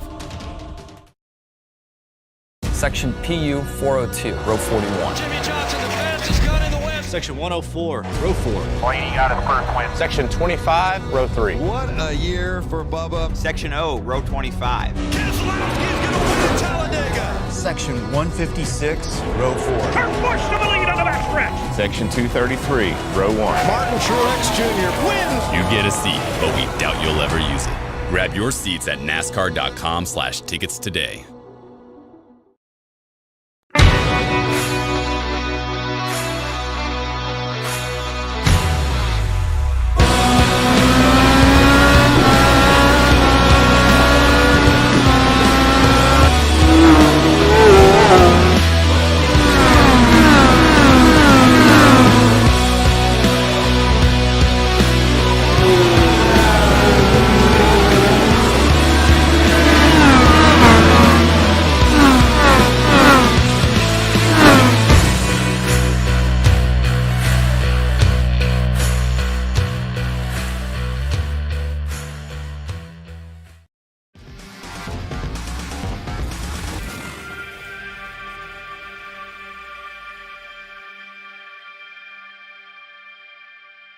Hi, I'm Michael Conti, driver of the number 5 4-front Chevy, and you're watching iRacing Live.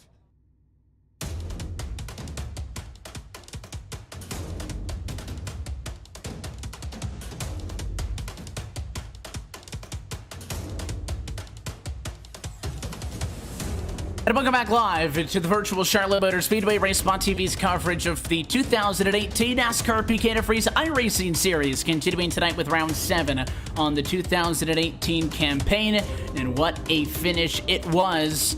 Exciting to the end, and a lot of torn up cars that I'm sure we'll get about and talk to in just a little bit, but that's a look again at your top 10 finishers from this one. Happy that you're sticking around. Welcome into the Race Spot TV post-race show. Evan Pasoko alongside still Tim Terry, Randy Chen at the top, and we will talk with your top finishers. And first on that list is Mr. Nicholas Shelton, the driver of the number 12 Chevrolet, getting his first career win in the NASCAR Antifreeze iRacing Series. And we go down trackside and get a word with the driver of that number 12 machine. Nicholas, congratulations on breaking through and getting that win here tonight, that 12 car competitive all night long. I'm sure though at about lap 150 or so, based on that point, we had maybe 2 or 3 yellows that you wouldn't have necessarily said that this is how you would have gotten the win, but I knew that you guys had to have thought you were going to be in it. First and foremost though, 2 lap to go restart, you choose the inside and you make it stick. Tell us about it. That restart was crazy because I thought that those guys, they were faster on the short run, and I thought I would just run second, but I went through turn 3 and 4 after the restart, and I got a big run on them out of nowhere. So I was just sending it in the corner, hoping it would stick. And turn 3, it didn't stick, but yet he messed up with me or something. I don't know how I got the run off 4. But that was a crazy finish, and I don't know. I really don't know what's happened yet, so. I'm sure you'll have a little bit of time to first process it and then celebrate it. But again, you were up in this race all night long. You started in 3rd position and never really had some of the big mistakes like we saw the likes of Challenger and Clampett have that really dropped them back in this one. And this race was very calm. We went through 3/4 of the way where every single car who started this race was still on the lead lap, and then everybody lost their minds late. Tell us about trying to navigate those tricky final 30 or so. I really don't know how we navigated it. It was just chaos. It was people everywhere. I don't know. Everybody was driving crazy, so you just had to survive and hope you were there for the finish, and somehow we did. Obviously, you knew that when some of those drivers stayed out that they were going to be significantly slower than everybody else. Not the first time that we've seen somebody go from, way in the back and try to steal one to maybe run a couple of yellows out to the end, of course. Then there was a question of everybody was good on fuel. You guys got that with a yellow at 50 to go, but everybody wanted to come in and get tires as well. How did you formulate your decision? And, obviously it worked out to be the right one. Yeah, we went, I don't know how many laps it was, maybe 4 or 5. I really don't remember. But the tires fall off so fast at the beginning of the run that if you stay out, you just get run over. And that's what happened to those guys, and that's why they crashed or were around the wrecks at least. And so I knew that we needed tires to even have a shot at a good finish, so we pitted. Break through not only to get the win in this fantastic style as you did here tonight, one of the closer finishes in the history of this NASCAR Antifreeze iRacing Series, but just to be able to break through in general and get that win. How does that feel? I know that, like you said, you haven't had much time to think about it, but you've gotten a win and in dramatic fashion at the top level of sim racing. Yeah, it's great. I'm excited about it. Hopefully it's the first of many, and hopefully, I hope it. We keep the momentum going. You definitely have had a good season up until this point. You came in tonight top 5 of the championship. A win is definitely going to help that, so you'll stay right back up in the mix of the drivers who are in that playoff picture. We mentioned coming into this race that this is the halfway point of the regular season. 6 were done before tonight, 6 races to go after tonight in the regular season. How do you build upon this and really just keep doing what you guys have been doing to be there come playoff time? We just need to. We're going to have a new build come out, and hopefully we can get a hold of that real quick so we can be can have fast cars and we can run up front, put ourselves in position to win. That's really all it is if you have a fast car, you just put yourself in that spot to get it done every week. That's what we're trying to do. Well, it was a tough one for tonight as well. Longest race on the year, and you just get the win, and we're already asking you about next week, Michigan in 2 weeks' time. How do you guys go into there? And again, not necessarily go in looking to go back-to-back. It would be fantastic, and we've seen a couple of times in this series past, somebody gets a win, and they get that little bit of extra confidence, and they knock off a few, but like I mentioned, you guys have been doing everything you needed to do up until this point. How do you not let this change that, and you kind of treat that one as a normal race, maybe not overthink it? Really not sure yet. I guess you just go in it and look at it as a race, and you don't overthink it, and you just do your job and then run the race and hope everything goes well for you. I don't know how else to look at it, really. I think if you guys go in there and, again, do what you've been doing, you're going to have success. You came into this one, you took advantage of the opportunities given to you at the end, and you're a winner in the NASCAR Peak Antifreeze iRacing Series. Nicholas, anybody down on the team and sponsors, all those folks that you want to say hi to? Well, I'd like to thank my teammates for working on the car and getting it good. I'd like to thank my sponsor, Ford Entertainment Group, for sponsoring me. And since I won, they have a budget PC. It's going to be $475 this week in honor of my win. And I'd like to thank Jaws Graphics for the paint, and pretty much it. The race winner from the Charlotte Motor Speedway, Nicholas, we appreciate your time giving us here. So, again, congratulations on the win on behalf of everybody here at Race Spot TV, and best of luck to you and the rest of the guys for the rest of the year. Fingers crossed for your sake that, like you mentioned, this kind of kickstart something for you, and we'll see plenty of that 12 car, I'm sure, going forward. We'll catch you at Michigan. Thanks. Race winner from the Charlotte Motor Speedway, first-time winner in the NASCAR Peak Antifreeze iRacing Series, Nicholas Shelton, by 7 1/1000ths of a second, is your race winner tonight. On the flip side of that coin, Tim Terry, Jarl Tino, so close to his first trip to victory lane. Your trackside with tonight's second-place finisher. Yeah, over here with Jarl Tien, and Jarl, you've had a couple of moments to really digest what has gone on. Has it sunk in yet? Obviously not the result that you wanted, but oh so close. Yeah, it was really close there at the end, but I'm fairly happy with second place. Considering all the ups and downs that I had during the race, I think second place was fine. I had a pretty bad restart there at the end, so I think I could have had the win had I gone a little earlier, but pretty happy with second. You have to be happy with second. You mentioned the race itself, but especially the season as a whole. Season really hasn't gone well for you. How much is this of a momentum boost to really turn this thing around? Considering the lack of practice I've done, I think knowing I can increase my number of hours on practice, I think I can easily turn it around. I'm hoping for a new build change soon, which would help our team a lot. Motivation would bring a lot to that. But overall, yeah, I think this might be the season change. So now goal-wise, we're halfway towards that cutoff for the playoffs. I know you've got some work to do, but what would be your goal right now after these races heading into towards the end of the season?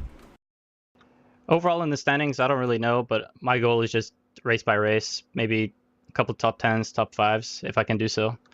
Top 10s would be easily reachable goal. Just got to stay alive. You could see at the end of the race there, it got pretty hectic. So it's all about survival at this point. First time we've seen this car in the top 5 all season long. Who's on the quarter panels of this race car? Who helps you get to the virtual racetrack? Yeah, I got to thank all the sponsors, V-Racing, SimLab, and SimiCube, and also thanks to NX Racing. Thanks to Justin Gruner for being a good friend, Simon Cattell for spotting us tonight, and Ashton Crowder and Dave Siltman for the setup. Thanks to all of them.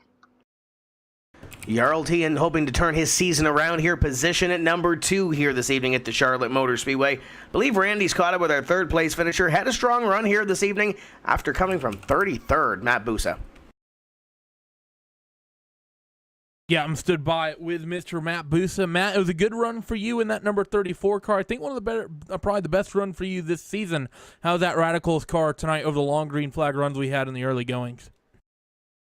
Yeah, early on, I wasn't too sure about what I would have for this race, and then pretty quickly I found out it would be a top 10 car, at least I thought. I started, I believe, last or second to last, messed up in qualifying, and got up to around 15th the first round, I believe, and then when the caution started, I had worked my way into the top 5, and then towards the end there, it just got crazy. You had different strategies. He had a clown in the O2, kept jumping the starts. That made it pretty interesting. And somehow survived all that barely. And congrats to Shelton, too.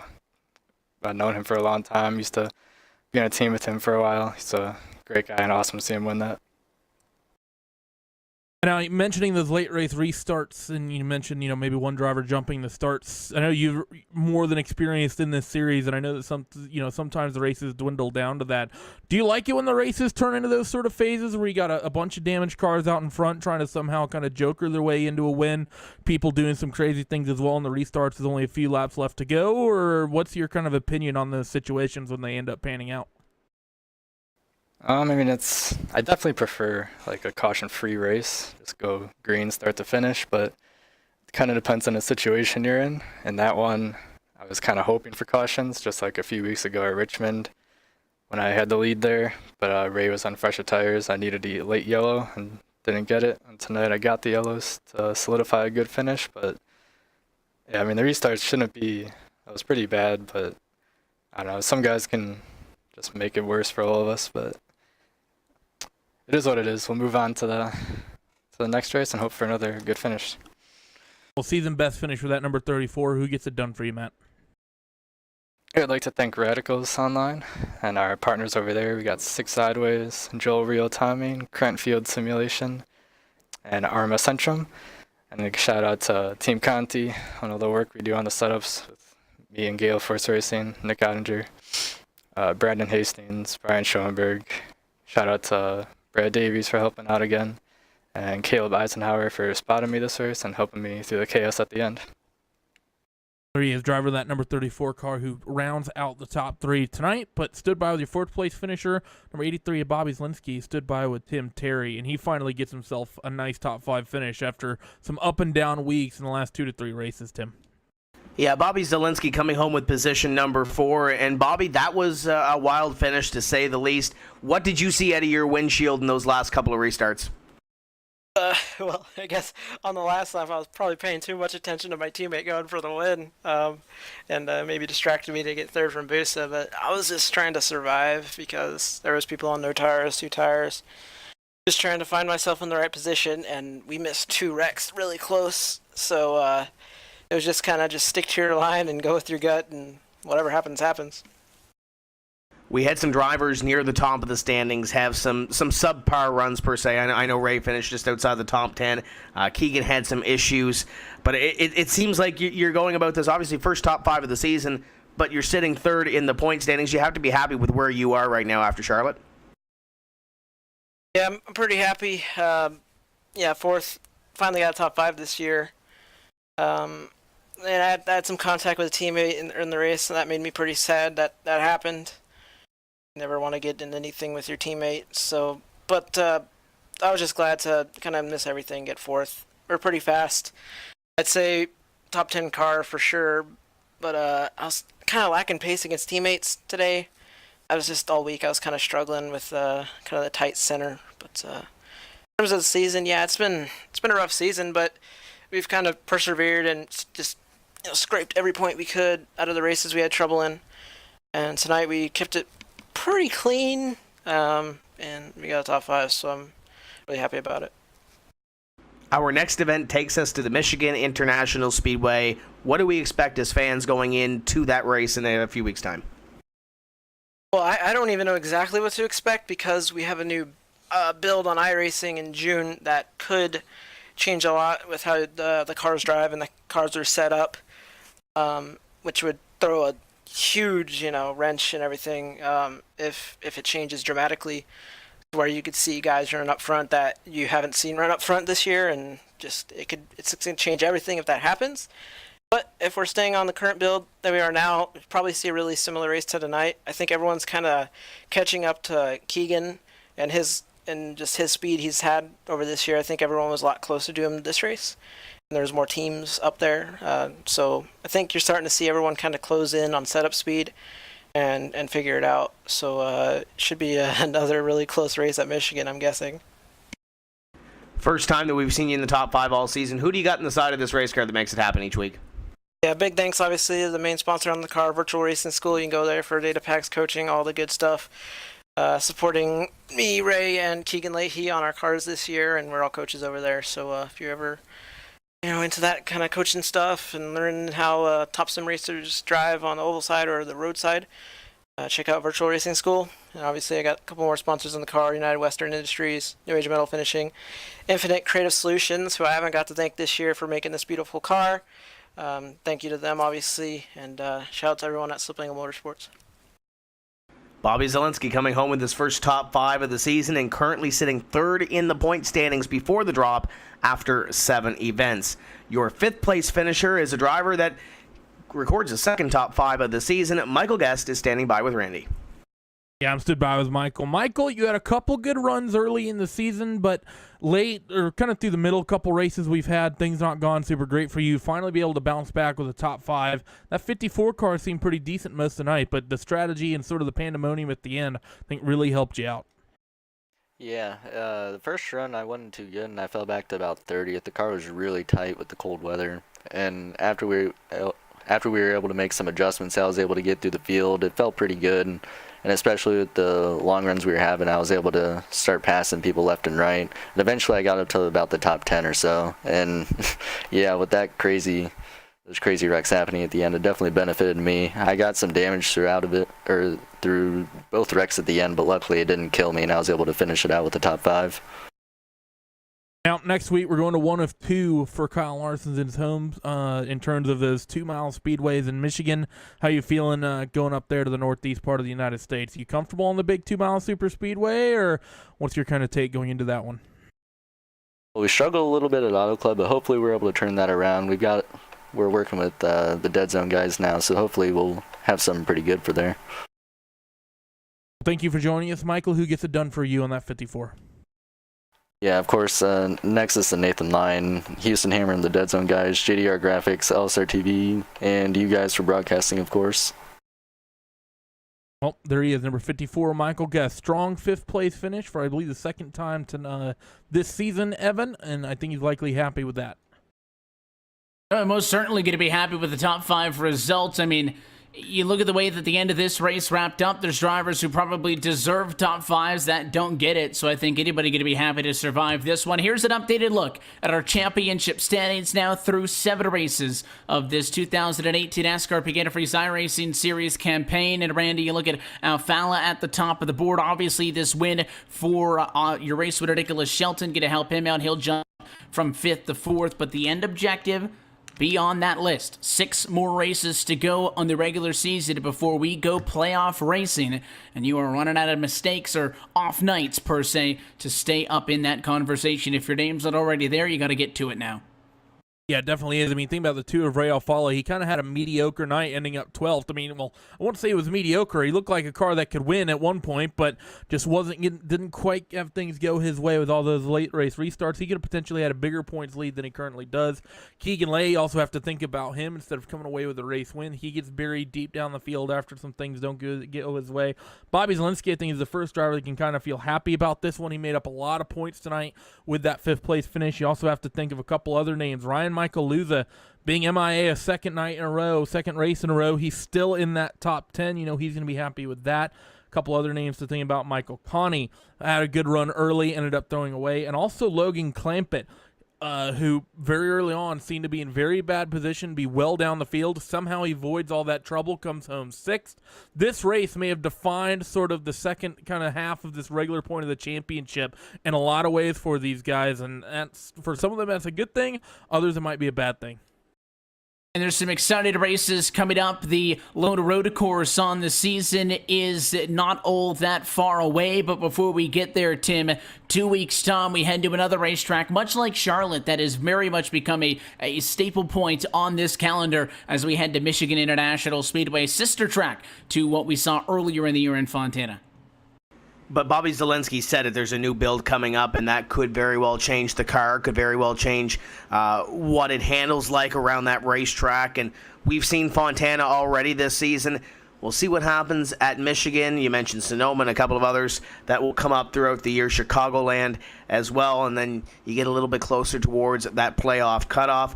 Guys like Christian Challenger just outside that top 10 graphic, sitting in 11th after that. The night that he had started up front and fell back, and there's going to be some comers and goers. I don't think you can count out some guys. David Rattler had a great run tonight. He's back in 15th place in points, so the championship picture the playoff picture is far from over. We've still got a lot of things to decide over the summer stretch. We look forward for you to be with us over the course of that entire summer stretch as we get closer to a chase for the championship in this 2018 NASCAR Peak Antifreeze iRacing Series. All of that being said, that does it for us here tonight from Charlotte as round number 7 falls into our rearview mirror. I want to say thanks to everybody who makes these Tuesday night broadcasts possible at RaceSpot TV and iRacing Live. East Ballo for the camera angles, Simon Grossman, Kevin Papey, their team for the broadcast CG. Graphics are by Andy Werder, Will Vincent, Hugo Louise, Drew Adamson, Cisco Scaramuza, and everybody else behind the scenes at RaceSpot TV and iRacing for making this possible. And of course, on behalf of your broadcast team tonight, for myself, Evan Pasoko, Tim Terry, Randy Cheneth, and our director, Hugo Louise, we want to thank you for tuning in and congratulate Nicholas Shelton, winner from Charlotte, in a first career win for him in this series. Next Tuesday, we're off, but as always, we will return in 2 weeks' time on Tuesday, June the 12th from the Michigan International Speedway. That race and every race of the 2018 NASCAR Peak Antifreeze iRacing Series can be found right here on RaceSpot TV and iRacing Live. Until next time, good night from Charlotte.